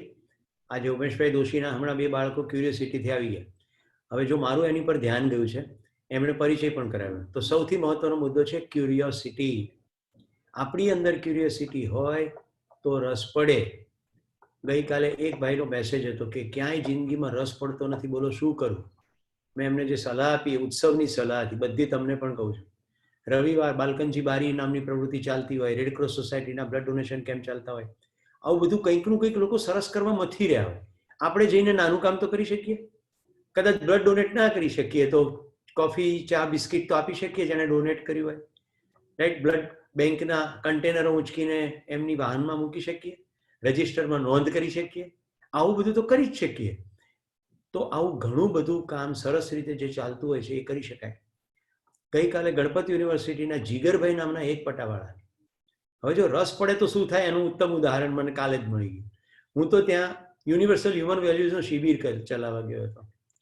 તો જીગરભાઈ પાણીની સેવા કરતા હતા. તો મેં જીગરભાઈને કીધું કે ભાઈ તમારે બહાર બેસવાની જરૂર નથી, તમે બધો સમય મારા શિબિરમાં અંદર બેસો, તમને રસ પડે છે તમારી આંખોમાંથી હું જોઉં છું, પણ કે સાહેબ મારું પ્યુનનું કામ છે. મેં કીધું એ ચિંતા ના કરો, હું સંભાળી લઈશ. જીગરભાઈ બેઠા. એટલું જ નહીં, એમણે ગરીબ બાળકો ઠંડીમાં થથરીની એનો પ્રોજેક્ટ લીધો.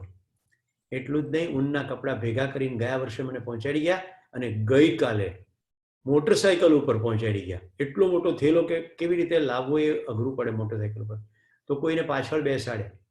અને એક આખો સ્થૂળ માણસ કેવો હોય એટલું મોટો થેલો એ ઘરે ઊનના કપડાં પહોંચાડી ગયા કે સાહેબ તમે કરો છો ને કામ, તો તમે આ બધાને પહોંચાડજો. આપણા મનમાં કેવા પૂર્વગ્રહો હોય છે. નાનો છોકરો, કોઈ સંપ્રદાય, કોઈ પટાવાળા જેવી પદ, આ બધા પૂર્વગ્રહો ખસેડીને જોવાનું.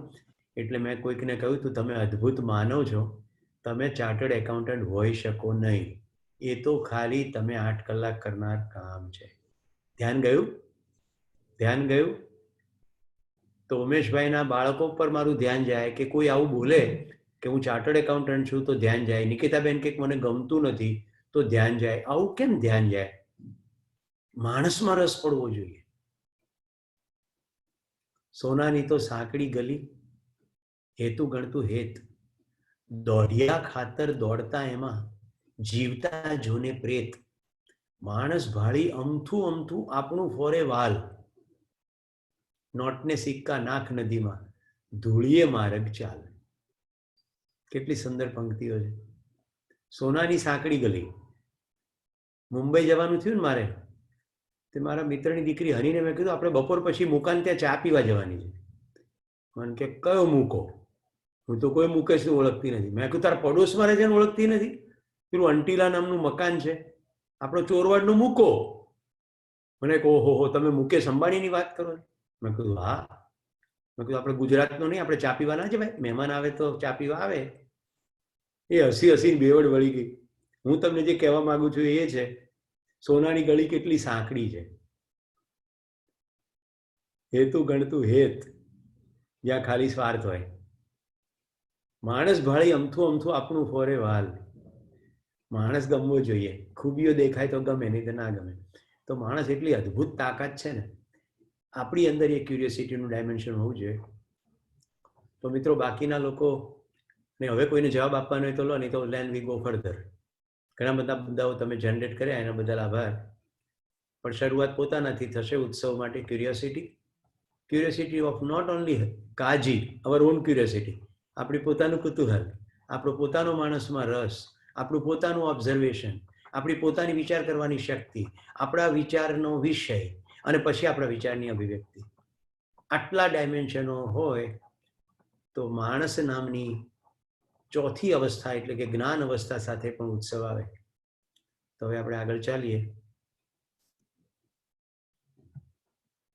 જે લોકો એકદમ સિરિયસ થઈ ગયા છે ને, જરા પ્રસન્ન થઈ જાઓ. સિરિયસ થવાની ના પાડવામાં આવી છે.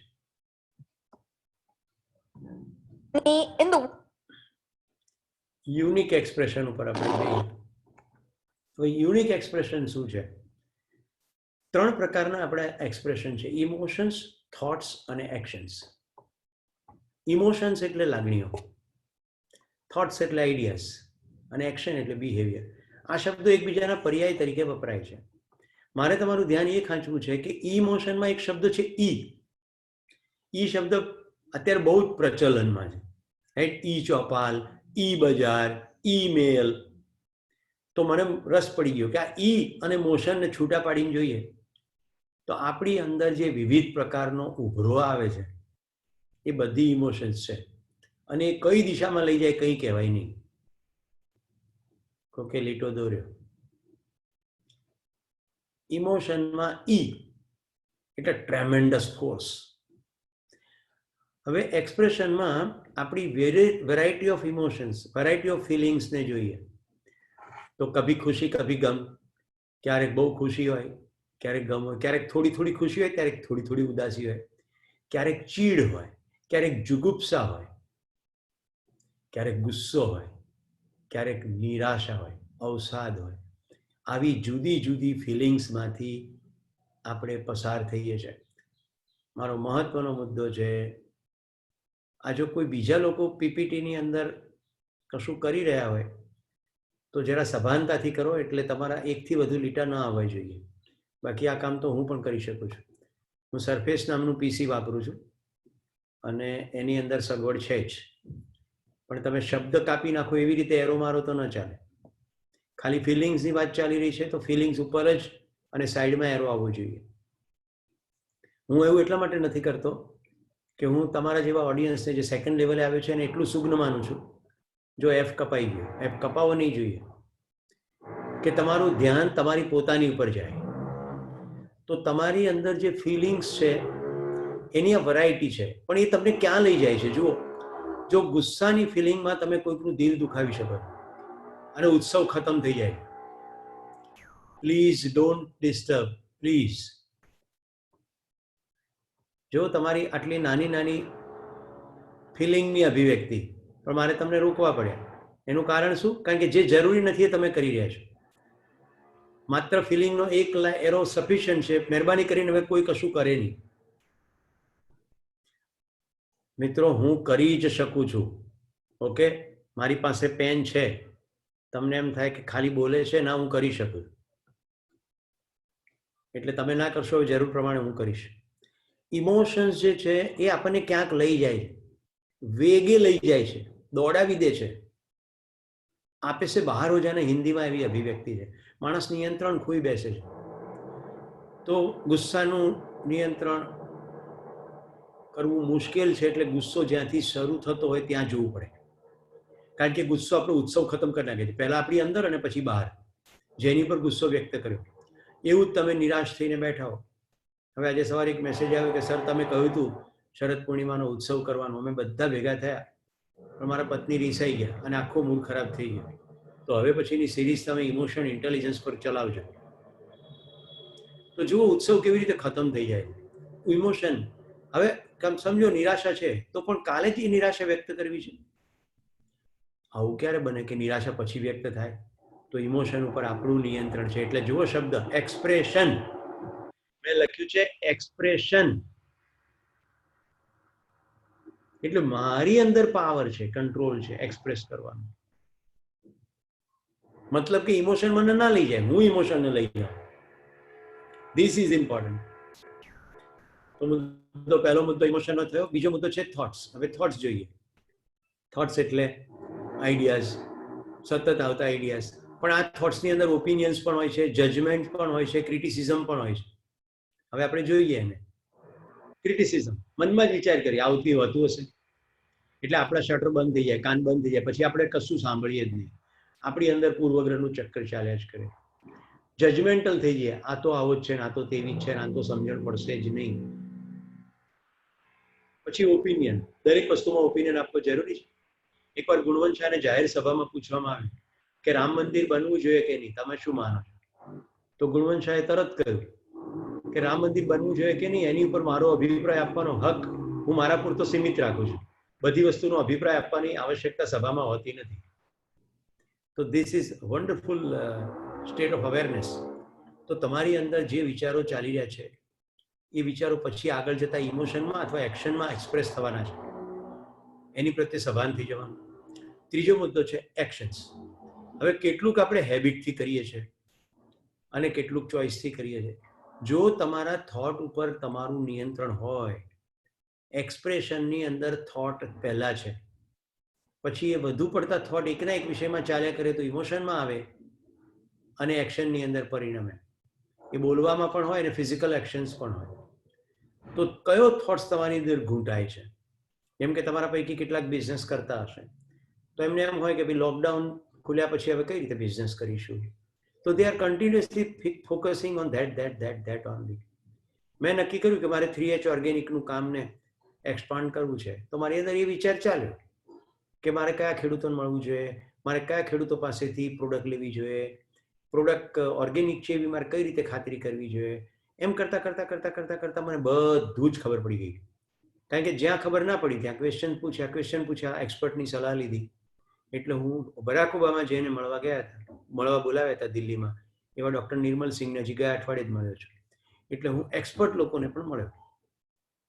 તો થોટ્સ પછી અલ્ટિમેટલી ઇમોશનમાં આવી જાય. એક્શન. અત્યારે મિત્રો તમને આનંદ થશે, હું અહિંસક મધ આપું છું. જમ્મુ અને કાશ્મીરના બગીચામાં મધ મુકાયું છે. બધી જ ખાતરી કર્યા પછી મેં મધને મોકલી આપ્યું લેબોરેટરી ટેસ્ટિંગ માટે, અને પછી મેં મિત્રોને આપવાનું શરૂ કર્યું. રોજ સવારે હું 1 ચમચી મધ ખાઉં છું. મલ્ટીફ્લોરલ હની છે. આમ તમને એમ થાય કે અહિંસક કેમ? તો મધ અસંખ્ય રીતે ઓબ્ઝર્વ થાય છે. જે સાયન્ટિફિકલી કરે એ આખી સાયકલ ઓબ્ઝર્વ કરે. મધમાખીના પૂડાની અંદર સીલ થયા હોય સેલ, જેની અંદર મધ ભર્યું હોય, અને ખાલી સેલમાં લાર્વા કે એગ્સ ના હોય, એ વખતે સાયન્ટિફિકલ ફોર્સથી મધને ડ્રીપ કરવામાં આવે, ડ્રેન કરવામાં આવે, એટલે પૂડાનું એક પણ વેક્સ જરા પણ ડેમેજ ના થાય, અને ધીમે ધીમે મધ ડ્રીપ થઈ જાય. એ મધ અહિંસક મધ કહેવાય, કારણ કે એમાં કોઈ જંતુની હિંસા નથી, અને મધમાખીઓ જે જીવંત છે, જે ઉડેલી છે, ઇવન ડ્રીપિંગની પ્રોસેસ દરમિયાન મધમાખી આવીને બેસે તો પણ ડેમેજ ના થાય, એટલું હળવે હળવે ડ્રેનિંગ થતું હોય છે. આખી પ્રોસેસ જોઈ સમજી ત્યાર પછી મેં આ કામ શરૂ કર્યું. તો થોટ્સ, ઇમોશન્સ ને એક્શન. તો મિત્રો, હવે હું તમને એક સરસ મજાનો વિડીયો બતાડવા લઈ જાઉં છું.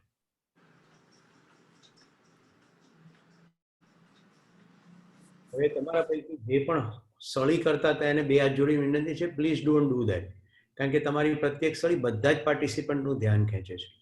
તમારો ઉમદા આશય હશે, એની ના નહીં. હું એપ્રિશિએટ કરું છું. હવે હું તમને મળવા લઈ જાઉં છું. યસ, નીરજભાઈ, કશું કહેવું છે ભાઈ? હા, ના, આપણે 10 મિનિટમાં ક્લોઝિંગ થાય એવું ધ્યાનમાં રહે વિડીયો કરીને શ્યોરલી. આપણે બહારની નહીં, આપણે 10:30 થી 12 હતું, એટલે 12. સોરી. હા, ના, તમે નહીં, એટલે ધ્યાનમાં રહે એટલા માટે તમને ખાલી વચ્ચે ડિસ્ટર્બ કર્યા. પ્લીઝ. ઓકે.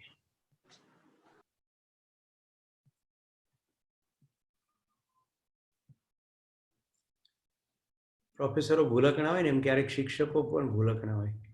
મારા મનમાં પેલું આપણે જૂનો ઉત્સવ કર્યો તો જે લાંબો હતો, અને પછી મારા મનમાં એમ જ થઈ ગયું કે 10:30 થી 12:30 છે.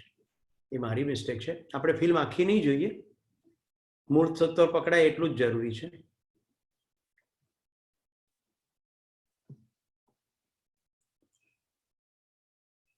Namaste.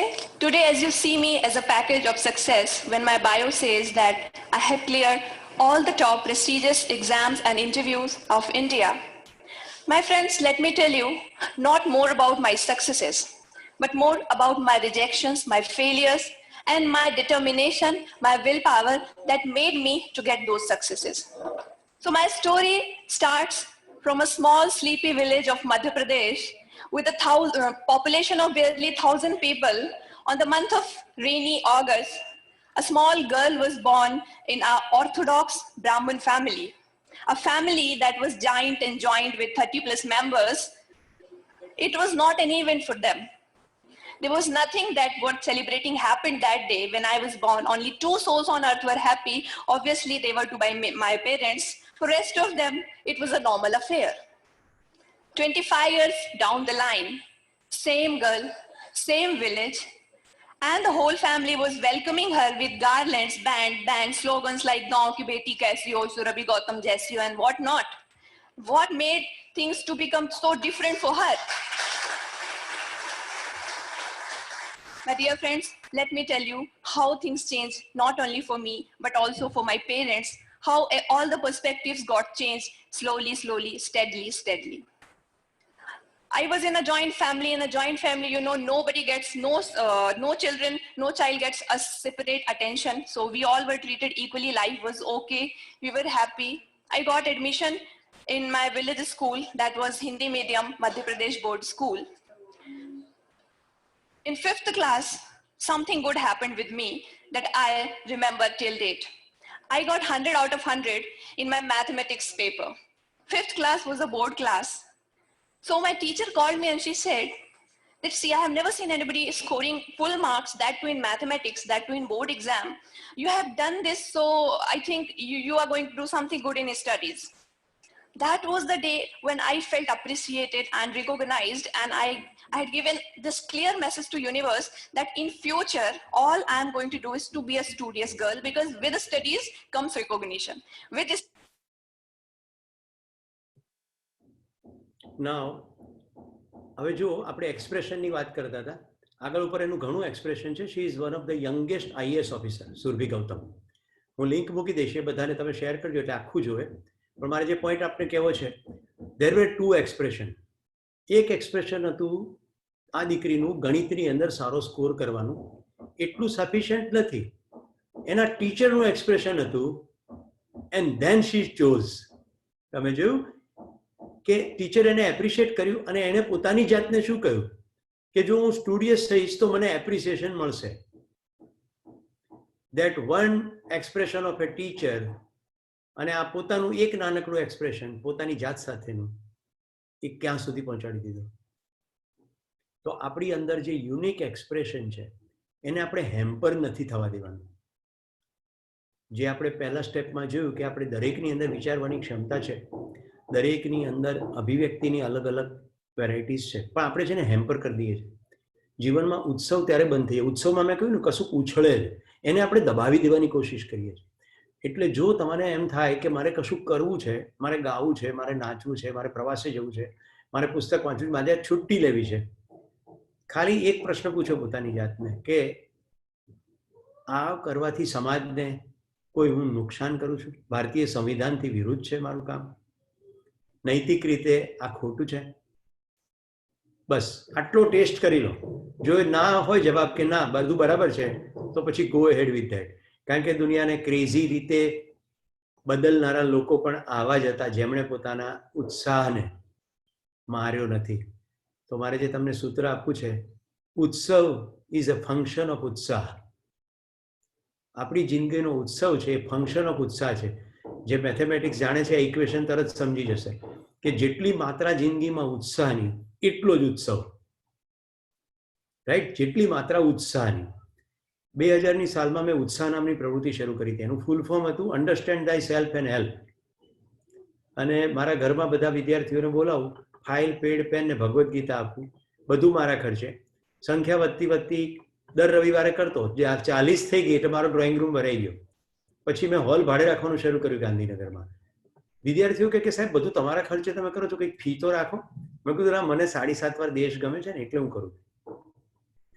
બધા જ લોકો ક્રમશઃ આવતા ગયા, જતા ગયા. કેટલાક એકવાર આવ્યા પછી કદી નહીં આવ્યા, પણ કેટલાક ટકી ગયા. એ પ્રવૃત્તિ 2000ની સાલમાંથી ત્યાર પછી હું 3 ટ્રક ભૂકંપ વખતે ભચાઉમાં પહોંચાડી શક્યો. 3Hની પ્રવૃત્તિનું અત્યારે જ્યાં ગોડાઉન છે એ મારા જ એક વિદ્યાર્થી પિન્ટુભાઈ સંતોકી ઇઝ એન આર્કિટેક્ટ. એના પોતાના ગોડાઉનની અંદર બધો સામાન સ્ટોર થાય છે. એટલી બધી ગુડવિલ ઊભી થઈ. અમે કારગિલના સૈનિકો માટે અદ્ભુત કામ કરી શક્યા અને પાછલા 20 વર્ષની આ મૈત્રી રહી. તો જો કંઈક સારું કરીએ એનો ક્યાં ક્યાં પરિણામ મળે છે. તો મેં મારા જિંદગીમાં કોઈ મને પૂછે તો જીવવાનો ઉત્સાહ એટલે પછી વાંચવાનું, મળવાનું, પ્રવૃત્તિઓ કરવાનો રસ રહે અને સતત જિંદગી ઉત્સવ બને. બાકી પ્રશ્નો બધાને હોય છે, એમ મારે પણ હોય. દરેકને જિંદગીમાં સમસ્યાઓ હોય, મારે પણ આવે. પણ છતાં એક વસ્તુ રાખવાની કે આપણી અંદર જે ઉત્સાહનો ઉભરો આવે છે એને ઠારી નહીં દેવાનો. એટલે મેં તમારો થોડો વધારે સમય ઉત્સાહમાં જ લઈ લીધો છે તો તમને ખ્યાલ આવ્યો હશે. અને હવે મારે તમારી સામે એક મારી પોતાની નેચરલ એક અભિવ્યક્તિ કરવી છે.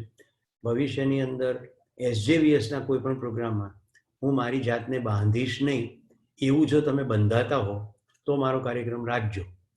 આપણે ટાઈમ સેટ કરશું, પણ પછી સ્વૈચ્છિક એવું કે ભાઈ જેને છોડવું હોય એટલા વાગે છોડી દે, એટલા સુધી જે મળ્યું તે મળ્યું, ના મળ્યું તો કંઈ નહીં. પછી બાકીનો સમયનો છે જેને રહેવું હોય રહે અને પ્રોગ્રામને કમ્પ્લીટ કરીએ. કારણ કે સરસ્વતીના ખોળામાં બેઠા પછી ક્ષેત્ર કેવું છે કે મને એમ થાય કે આટલું તો મારે કહેવું જ જોઈએ. એ અભિવ્યક્તિમાં કંઈ 1-2 ઉદાહરણ હું ઈચ્છું તો બંધ કરી શકું. સમજો, શિક્ષક છું એટલે હું ડોટ ટાઈમે પૂરો કરવાની મને આદત છે. પણ જ્યારે પરિવારના ભાવથી આપણે ઘરમાં બેઠા હોઈએ તો ડાઇનિંગ ટેબલ ઉપર એવું થાય છે કે જમવાનું પત્યું એટલે બધા હાથ ધોઈ નાખે. એવું પરિવારમાં નથી થતું. તો ડે 1 થી આ કાર્યક્રમ, આ સિરીઝ પરિવારના ભાવથી શરૂ થઈ જાય. આપણે એને એમ જ ચલાવીશું. બાકી રાતના વેબિનારમાં આવો તમે, ડોટ 9:30 પર થઈ જાય અને પછી જેમ મિત્રોને બેસવું છે એ લોકો બેસે, એની સાથે હું 5-7 મિનિટ 10 મિનિટ અંગત વાત કરતો હોઉં. કેટલાક રે વિષય વસ્તુ પૂરું થઈ જાય. એટલે કરી શકાશે, પણ હું એવું કરવા નહીં માંગુ. તો મેં એને પહેલેથી જ લાંબી શૃંખલાની જેમ જોયું છે, કારણ કે પરિવાર ભાવથી મને આમંત્રણ મળ્યું. તો જે મિત્રોને વિલંબથી રોકાવાનું થયું છે એની બધાની હૃદયપૂર્વક માફી માંગુ છું. પણ મારે જે કહેવું હતું એટલું હું પૂરું કહી શક્યો એ બદલ નીરજભાઈનો આભાર કે એમણે મને મ્યુટ ના કરી દીધો. થેન્ક યુ, ધન્યવાદ, નમસ્કાર. સોરી સુરેશભાઈ, અમે તમારી માફી માંગીએ છીએ, પણ અમુક આગળના કાર્યક્રમો બંધાયેલા છે એટલા માટે તમને રોકવા પડ્યા. બાકી એવું કઈ જ નથી. તમારી વાણીમાં અમે ખોઈ જ જઈએ છીએ, એટલે અમને ગમે જ છે. અને આગળ પણ આ પ્રોગ્રામ આપણે પાછા આગળ વધારીશું જ, એવું અમારી ભાવના છે જ. ચોલી પ્રોગ્રામની કન્ટિન્યુટી ને હા પ્લીઝ બંને વસ્તુ હું મૂકી દઈશ, બંને ક્લિપો, એટલે આપણે બધા મિત્રો જેણે પાર્ટિસિપેટ કર્યું છે જોઈ લે, કાજી અને સુરભીનો, અને પીપીટી પણ 6-7 સ્લાઇડ જ છે, સ્લાઇડ વધારે નથી, પણ બધા મિત્રોને આનો પૂરો બેનિફિટ મળે એવું મારા શિક્ષક તરીકેનો ભાવ છે. Thank you.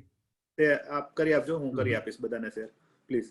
અને હું હવે નેક્સ્ટ ઉમેશભાઈને કહીશ કે ઉમેશભાઈ એકાદ બે વાક્યમાં આપ કંઈક કહેવા માંગતા હો તો સુરેશભાઈ છે પ્લીઝ. ઉમેશ. સુરેશભાઈ, હું તમારા જેવા વક્તાઓને સાંભળતા એટલું શીખ્યો છું કે જ્યારે એક પર્વત ઉપરથી એક મોટી ધાર થતી હોય પછી ઝરણાને કે હવે તું બોલ, એમાં કશું બોલવા જેવું રહેતું નથી. કારણ કે એ વક્તાને અન્યાય કર્યા જેવું છે. કારણ કે તમારી જે ધાર છે એ ઝીલવી અગત્યની છે, અને નીરજભાઈએ કીધું એ થોડાક લિમિટેશન છે, બાકી તમને સાંભળવું એક લાવો છે. એટલે એને તમારે મર્યાદા ન કરી શકે. નેક્સ્ટ ટાઈમથી જ્યારે પણ કરીશું ત્યારે આપણે કોઈ પણ જાતની મર્યાદા વગર સમયનું બંધન કરીશું, પણ આપણે તમને ક્યાંય રોકવું પડે એવી કોઈ પણ પરિસ્થિતિ ઊભી નહીં થાય. અને એવો જ આપણે કાર્યક્રમ અમારી અનુકૂળતા પ્રમાણે કરીશું, તમને જણાવીશું. પણ એ ચોક્કસ જે નથી આવ્યા એને શું ગુમાવ્યું એમને ખબર છે, જે આવ્યા એમને શું મેળવ્યું એ એમને ખબર છે. એટલે ચોક્કસ છે કે તમારી વસ્તુને માણવામાં ક્યાંય ભલે 20-22 જણ છે, પણ 20-22 જણ 200 ના બરાબર છે. એ છેક સુધી ટકી રહ્યા છે. 1-2 જણ સિવાય મિત્રોને બાકી બધા લગભગ 23 માંથી અત્યારે 20 છે, પણ દે આર ઓવરઓલ એન્જોયિંગ. એટલે એવું ક્યારેય ફીલ નહીં કરતા કે SZVS માં તમને અમે બાંધીશું અને આટલા પ્રમાણે આમ જ એવી વસ્તુ નહીં આવે. એ ચોક્કસ હું અત્યારે ખાતરી આપું છું. બાકી આજે ખરેખર મેં આનંદ માણ્યો છે. મારા બે હું વચ્ચે કહી દઉં, આજ સુધી આટલા કેરિયરમાં કોઈ દિવસ મેં આ વાક્ય નથી કીધું જે આજે કહ્યું છે કે હું પરિવાર માનું છું તો ત્યાં મને નહીં બાંધો. રાઈટ? ફેમિલી છે ને જનરેટ થયેલું છે, અંદરથી આવેલું છે, એને કઈ ક્રિએટ ના કરી શકાય. પહેલે દિવસથી જ સારું ફીલ થયું છે તો કહ્યું મેં તમને. ના, એ તમે જે કીધું એને અમે ખરેખર એને કોઈ અમે પોઝિટિવ વેથી જ લઉં છું કે ના પરિવાર છે તો તમે આવું કહો છો. પરિવારની અંદર ક્યારેય કોઈ મર્યાદા નથી હોતી. એ અભિવ્યક્તિ જ ઇમ્પોર્ટન્ટ છે. તમારી અભિવ્યક્તિને અમે ક્યારે રોકવાનો પ્રયત્ન નહીં કરીએ.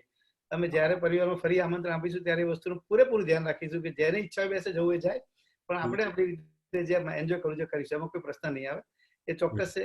અને તમે જે કીધું મારા બંને ગ્રાન્ડ ડોટર અને ગ્રાન્ડ સન એ જસ્ટ વાત કરી ભાઈ આ રીતે જે પ્લાસ્ટિક્સનું જે વી આર પ્લાસ્ટિક મેન, અમારો બિઝનેસ પ્લાસ્ટિકનો છે. એટલે અમારી ઇન્ડસ્ટ્રી બધું ખ્યાલ છે બધા. એટલે ખાલી છોકરાઓને લઈ મેં જો આ કેવી રીતે સેવ કરું પ્લાસ્ટિકમાં, આ વ્યક્તિ કેવી રીતે એટલે એ લોકો ઇન્ટરેસ્ટથી આવ્યા. અને અનાયતા બોલી ના શકી. એને એમ કીધું કે ના, આમને સરસ કીધું કે ક્લિનિંગની શરૂઆત પોતાના ટેબલથી કરવી જોઈએ. કે આજે કોઈ પણ એટલે કે મેં કીધું ના, મને કે દાદા હું ધ્યાન રાખીશ કે ભાઈ તમારું ટેબલ તમે પહેલા સાફ કરો, પછી રૂમ કરો, પછી તમારું. પણ એ વસ્તુને એને મગજમાં આવી કે ના આ વસ્તુ મારે ધ્યાન રાખવી છે. મેં કીધું હવે બસ આટલું તો ધ્યાન રાખજે ભાઈ, તારી વસ્તુ કઈ ખરાબ રહેવી ના જોઈએ. એટલે દરેક વ્યક્તિ પોતાની રીતે આમાંથી કંઈક મેળવે છે અને બહુ સરસ છે. બાકી અત્યારે તમે જે અમારે સમાજ માટે જે પરિવાર ભાવ બતાવ્યો છે ને એને રિયલી હું આવકારું છું, એપ્રિશિએટ કરું છું. અને ખરેખર અમે એના ભાગ્યશાળી છે કે તમે અમને પરિવારમાં ગણો છો. કારણ કે તમારી પાસે એવું નથી તમે એકદમ ફ્રી વ્યક્તિ છો, તમારી પાસે સમય નથી એટલે તમે અમારી પાસે આવ્યા છો. તમારી પાસે ઘણી બધી વસ્તુ છે કે જેને તમે આપવા માટે તમારી પાસે ઘણું છે, લેવાવાળા ઘણા છે. પણ અમારા 25 જણ માટે પણ તમે આટલો સમય ફાળવ્યો ને એ માટે હું અમારા સમાજ વતી ખરેખર તમારો ખૂબ ખૂબ આભારી છું. અને ફરી આપણે ચોક્કસ મળવાના છીએ. ક્યારે કેવી રીતે નક્કી કરશું, પણ ચોક્કસ આપણે વર્ષમાં 2 થી 3 પ્રોગ્રામ તમારા કરીશું એવું અત્યારે હું વિચારી રહ્યો છું. કે ભલે આપણે લાંબુ ના કરીએ કે દર મહિને 2 પણ વર્ષમાં કમસે કમ 2 થી 3 પ્રોગ્રામ આપણા કરીશું અને મિનિમમ 2 કલાકના કરીશું. ડોન્ટ વરી, આપણી રીતે પ્રયત્ન ગોઠવીશું. અને થેન્ક યુ. આજે તમારા ઘણા વસ્તુઓ અગત્યની છે. ભાઈ આનંદ કોને કહેવાય, ઉત્સવ કોને કહેવાય, સમૂહમાં આનંદ મેળવી શકે એનું નામ ઉત્સવ છે. એ બહુ ચોક્કસ વાત છે. એકલા એકલા તમે કરો, એકલા એકલા જે રૂમમાં ખાવો તો એકલા એકલા તમે વસ્તુ કરો એને ઉત્સવ ના કહેવાય. એના વ્યક્તિગત રીતનો તમે આનંદ ખાલી મેળવવાનો પ્રયત્ન કરો છો. That is artificial entertainment. આ બધી ઘણી બધી વસ્તુ તમારી બહુ સરસ છે. અને હું મારા સમાજના પ્રમુખ સ્થાનના લેખમાં હું તમારી વસ્તુ સપોર્ટ કરું છું અને કરીશ. કારણ કે મારો એક લેખ દર મહિને આવે છે એઝ એ પ્રેસિડેન્ટ પ્રમુખ સ્થાનની કોલમથી એમાં આવા અગત્યની વસ્તુ હું ચોક્કસ એમાં કોટ કરું છું. જેટલાને એને ગમે, જેટલા એને એક વ્યક્તિ પણ જો એને જીવનમાં ઉતારશે ને તો અમારું કરેલું કામ ને તમારું આપેલું વક્તવ્ય એ વર્થ છે. એટલે હું એવું માનું છું કે ભાઈ 200 જણ આ વસ્તુ માને એવું જરૂર નથી. એક વ્યક્તિ પણ વિચારશે કે આટલા મારા સુધારા જરૂર છે. તમે પહેલા જેમ કીધું એમ કે તમારા વ્યક્તિગત સુધારા કોનામાં કેટલા ધેટ ઇઝ ઇમ્પોર્ટન્ટ. તમે એ પ્રયત્ન, અમે પણ એ જ પ્રયત્નના થોડા તમારી સાથે જોડાયેલા છે કે લોકોમાં કેટલો સુધારો હશે. નીરજ, તમે જાણીએ કે સમાજ એવું કામ છે કે સમાજમાં આપણે કહીએ બધું લોકો સ્વીકારી નથી લેતા. અમારા પ્રયત્ન અમે છોડતા નથી. અમે અમારા પ્રયત્ન જે આપવું છે, જે સમાજમાં કામ કરવું છે એના માટે પૂરેપૂરા અમે પ્રયત્નશીલ છીએ. કેટલા એને એક્સેપ્ટ કરે, ના કરે, એવોઇડ કરે, એનું ઇમ્પોર્ટન્સ સમજે, ના સમજે, that is another late them do. અમે અમારા પ્રયત્નોમાં ક્યારેય કચાશ રાખતા નથી કે આપણે શું આપવું છે, આપણે નક્કી કરો, પેલાને શું લેવું છે એને જોવા દો. એટલે એ બેઝ ઉપર અમે સમાજ ચલાવી રહ્યા છે અને એમાં તમારી ઘણી વસ્તુ અમને કામમાં આવે છે અને આવી રહેશે. જ્યાં જરૂર લાગશે ત્યાં કોન્ટેક્ટ કરીશું અને એકાદ વખત સ્પેશિયલી ગાંધીનગર તમને મળવા ભાવિનની સાથે હું આવીશ, એ ચોક્કસ. કારણ કે તમારો સાથે મળવું, અત્યારે જે કરીને રૂબરૂ મળીને તમારી પાસે જે મેળવશું કે આનાથી 100 ગણું હશે. ચોક્કસ ઓલું ટૂર વાળું યાદ રાખ્યું છે. હા, હું એ જ કહેવાનો હતો કે પેરિસમાં પાત્રાને રોમમાં રસપુરી એવું રાજ ટ્રાવેલ્સ વાળા આપતા હતા. એટલે તમારી વસ્તુ અમને મગજમાં છે કે જો તમારે ત્યાં જઈને એ જ ખાવું છે તો જાઓ છો શું કરાવ. પણ છતાં આપણે નથી સૂત્ર ઘર એ ઘર, માણસ ગમે ત્યાં ફરે ને. અંકલ ટ્રેકિંગ કરાવે છે. હા, બરાબર છે. એટલે ઉમેશભાઈ લીધું હોય કે ન લીધું હોય, પણ આમાં યુથ બ્રિગેડમાં શરૂ થઈ ગયું છે કે ટ્રેકિંગ માટે કેટલાય આવું છે. એટલે અત્યારે પોપઅપ ચાલુ થઈ ગયું છે. અને આપણે અનાદરા ભેરુ તારક શરૂ કરીશું. જૈન ધર્મ ત્યાં કરાવશો તમે. ચોમાસું પૂરું થઈ ગયું છે એટલે ભેરુ તારકમાં આવાસ મળી જશે. બસ ના મળી જશે. એટલે બહુ સરસ, ખૂબ આનંદ થયો. નીરજભાઈ તો આખું કોઓર્ડિનેટ કરે છે. અમારા સમાજની વકીલે મારે કે આભાર માનવાની જરૂર નથી. એ અમારા જે પાર્ટ ઓફ અવર ફેમિલી છે. આજે કિંતન ગાંધી છે તો એ બધું ટેકનિકલી અમારું જોઈએ છે. ભાવિનભાઈ પણ અમારા એક પરિવારના સભ્ય છે. એટલે એમના થ્રુ આ વસ્તુ ગોઠવાઈ એનો આનંદ જરૂર છે. પણ હું એમનો કઈશ આભાર તો એમને જરા નહીં ગમેલું, આભાર નહીં માનું. એમના થકી આવું ગોઠવાયું છે એટલા માટે હું ખરેખર એમને એપ્રિશિએટ કરું છું. અને આવી કંઈક વસ્તુ, અને જેમ કે જીવનમાં ક્યાંક ને ક્યાંક છે ને નિમિત્તો એવા કામ કરી જાય છે કે નાની વસ્તુ કોકનું નિમિત્ત મળે ખબર નહીં પછી કેટલું લઈ જાય. અમે હમણાં જૈનિઝમની ખાલી 1 મિનિટ વધારે જૈનિઝમની એક અમે કોર્સ ચાલુ કરીએ. એક બહુ નાની વસ્તુમાંથી અમે એ વસ્તુનું નિમિત્ત મળ્યું. અને ડોક્ટર બિપિનભાઈ જોશી બોમ્બે છે, કદાચ આપ જાણતા હોય, મને ખબર નથી, જૈનિઝમના બહુ મોટા વિદ્વાન છે. અમે આખા 1 વર્ષો એક એવું નિમિત્ત મળ્યું જેમાંથી આખો કાર્યક્રમ ગોઠવ્યો કે એમાંથી પોણા 200 જણને અમે જૈનિઝમની એક નિમિત્ત બન્યા કુદરતી. અરે વાહ, બહુ સરસ. એટલે એનો અમને આનંદ છે. ઓનલાઈન પ્રોગ્રામ દર શુક્રવારે ચાલે છે અને નીરજભાઈ અને પ્રીતિબેન જે અત્યારે જોઈન્ટ થયા છે એ મારા એકદમ કરેક્ટ સાથી છે અને સારી રીતે કરી. એટલે આ બધું નિમિત્ત અગત્યનું છે. પણ અત્યારે જેમ તમારો સમય અમે કટ કર્યો તો મારે તમારો સમય વધારે અપાય જ નહીં, છતાં મેં આપી દો. એટલે દરેકનો જે હાજર છે દરેકનો હું ખરેખર આભારી છું. જેટલા આવ્યા બહુ વ્યવસ્થિત છે અને આપનો વિશેષ આભાર માનું છું કે તમે અમને પરિવાર માને. અને એ બાદ ખૂબ ખૂબ આભાર. Thank you very much. ધન્યવાદ. જય જિનેન્દ્ર. અને આપણે ફરી ચોક્કસ મળીશું. હવે નીરજ, હવે કન્ટિન્યુ તું જે કહેવાનું. હું પ્રીતિબેનને રિક્વેસ્ટ કરીશ કે પ્રીતિબેન ઓફિશિયલી આભાર વિધિ સરસ રીતે વર્ણો સુરેશભાઈની ટૂંકમાં પ્લીઝ. સંસ્થાના માન્ય, સંભળાય છે ને? હા, સરસ. ઓકે. સંસ્થાના માન્ય પ્રમુખ શ્રી ઉમેશભાઈ, કમિટી મેમ્બર્સ શ્રી નીરજભાઈ, હાજર રહેલ સભ્યો તેમજ ખાસ આજના વ્યાખ્યાતા શ્રી સુરેશભાઈ પટેલ, આપ સૌને મારા જય જિનેન્દ્ર તથા પ્રણામ. સુરેશભાઈ, આપે બહુ જ સરળ ભાષામાં જીવનની બહુ મોટી ફિલસોફી સમજાવી દીધી. જીવન એક ઉત્સવ, એ શબ્દ સાંભળતા જ એક પોઝિટિવનેસની ફિલિંગ આવે. જૈન ધર્મ આમ તો મૃત્યુને પણ મહોત્સવ માને છે, પણ એ ત્યારે જ સંભવ બને કે જ્યારે તમે જીવનને ઉત્સવની જેમ જીવ્યા હોવ. આપણે ઘણીવાર જીવન જીવવાનું ભૂલી જઈએ છીએ. આપણી, સુરેશભાઈએ કીધું એમ, આપણી આસપાસની નાની નાની ઘટનાઓમાંથી ખુશી મેળવવાનું ભૂલી જઈએ છીએ. ત્યારે સુરેશભાઈ જેવા લાઈફ કોચ પ્રેરણા ભરીને આપણને જીવનમાં કેમ ઉમંગ ભરવો એ શીખવી જાય છે. સુરેશભાઈ, આપે જે એક ગેબ્રિયલની વાત કરીને એ વાત સાંભળતા મને ગાંધીજી યાદ આવી ગયા. ગાંધીજી જ્યારે વિલાયત ગયા એમની મધરની રજા લઈને, ત્યારે એમણે જે શાકાહારની માટે ત્યાં જે મહેનત કરી, મિત્રો બનાવ્યા, એ બધી વાત તમે જે વાત કરીને એની સાથે મને આપોઆપ સંકળાઈ ગઈ. સુરેશભાઈ, આપના પ્રેરણાદાયી વક્તવ્ય માટે અને આપના કિંમતી સમય માટે આપનો ખૂબ ખૂબ આભાર. અમારા સમાજને આપે પરિવાર ગણ્યો છે, તો આ પરિવારમાં આપ જ્યારે પણ સભ્યોને જરૂર હોય ત્યારે આપનું માર્ગદર્શન અમે ચોક્કસ લઈશું અને આપને આમંત્રિત કરીશું, તો આપ ચોક્કસ જરૂરથી પધારજો. સમાજના સભ્યોને કંઈક ને કંઈક નવું આપવાની જેમની ભાવના છે એવા શ્રી ઉમેશભાઈ અને કમિટીના સભ્યોનો પણ ખૂબ ખૂબ આભાર. આજના ડિજિટલ યુગમાં આ ટેકનોલોજી વિના ચાલે નહીં, તો ટેકનિકલ સપોર્ટ માટે કિંતનભાઈ, નિલયભાઈ એમનો પણ આભાર, અને નીરજભાઈના મોડરેટિંગ માટે એ યુવા પેઢીને ખાસ જોડે છે એટલે એમનો તો ખરેખર ખૂબ આભાર માનવો જોઈએ. અહીંયા જે સભ્યો જોડાયા છે, જે શ્રોતાઓ જોડાયા છે, એમના વિના કાર્યક્રમ સફળ બને નહીં, એટલે એ લોકોને પણ ખૂબ ખૂબ આભાર. આ કાર્યક્રમને સફળ બનાવવા માટે કમલેશભાઈ, રોશનીબેન તથા સમાજના જે કોઈ વ્યક્તિઓ જોડાયા છે એમનો પણ ખૂબ ખૂબ આભાર. આમ તો સૌથી પહેલા માનવો જોઈએ, પણ છેલ્લે માનું છું એ પરમ કૃપાળુ પરમાત્માનો પણ ખૂબ ખૂબ આભાર. જય જિનેન્દ્ર. હું ખાલી ભાવિનભાઈ નું નામ ફરીથી એડ કરીશ. ભાવિનભાઈ નો ખાસ આભાર કે એમને સુરેશભાઈ ને આપણને મલાવ્યા, અને હવે સુરેશભાઈ સાથે આત્મીયતા વધતી જ જાય છે પરિવાર જેવી, એટલે ખૂબ ખૂબ આભાર એમનો. એની જરૂર નથી હોતી. હા, મને ખબર છે, પણ જયારે આભાર વિધિ હોય ત્યારે ઓફિશિયલી આવું જ જોઈએ. જે નિમિત્ત બન્યા છે એમનો તો ખાસ આભાર માનો જોઈએ. ભાવિનભાઈ, આપનો ખૂબ ખૂબ આભાર. ભાવિન, જરૂર નથી હોતી, પણ એક છે ને એ હૃદયના ભાવ બોલાવે છે.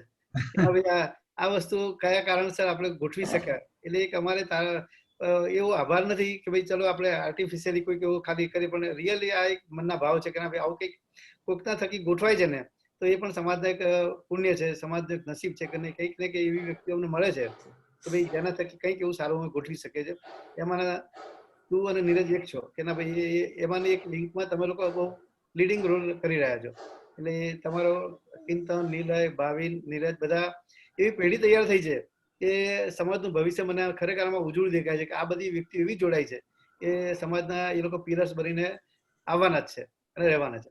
એટલે એ દરેકનો આ તબક્કે હું દિલથી આભાર એટલા માટે માનું છું કે સમાજને સંભાળવા માટે તમે લોકો સક્ષમ છો, અને એક સમય આવશે જ્યારે તમે લોકો એ વસ્તુમાં આગળ આવશો અને સમાજને કંઈક તમારા થકી નવું મળશે, યુવા પેઢી આગળ આવશે, યુવાનોને તમે પ્રોત્સાહન કરશો ને આગળ આવશો.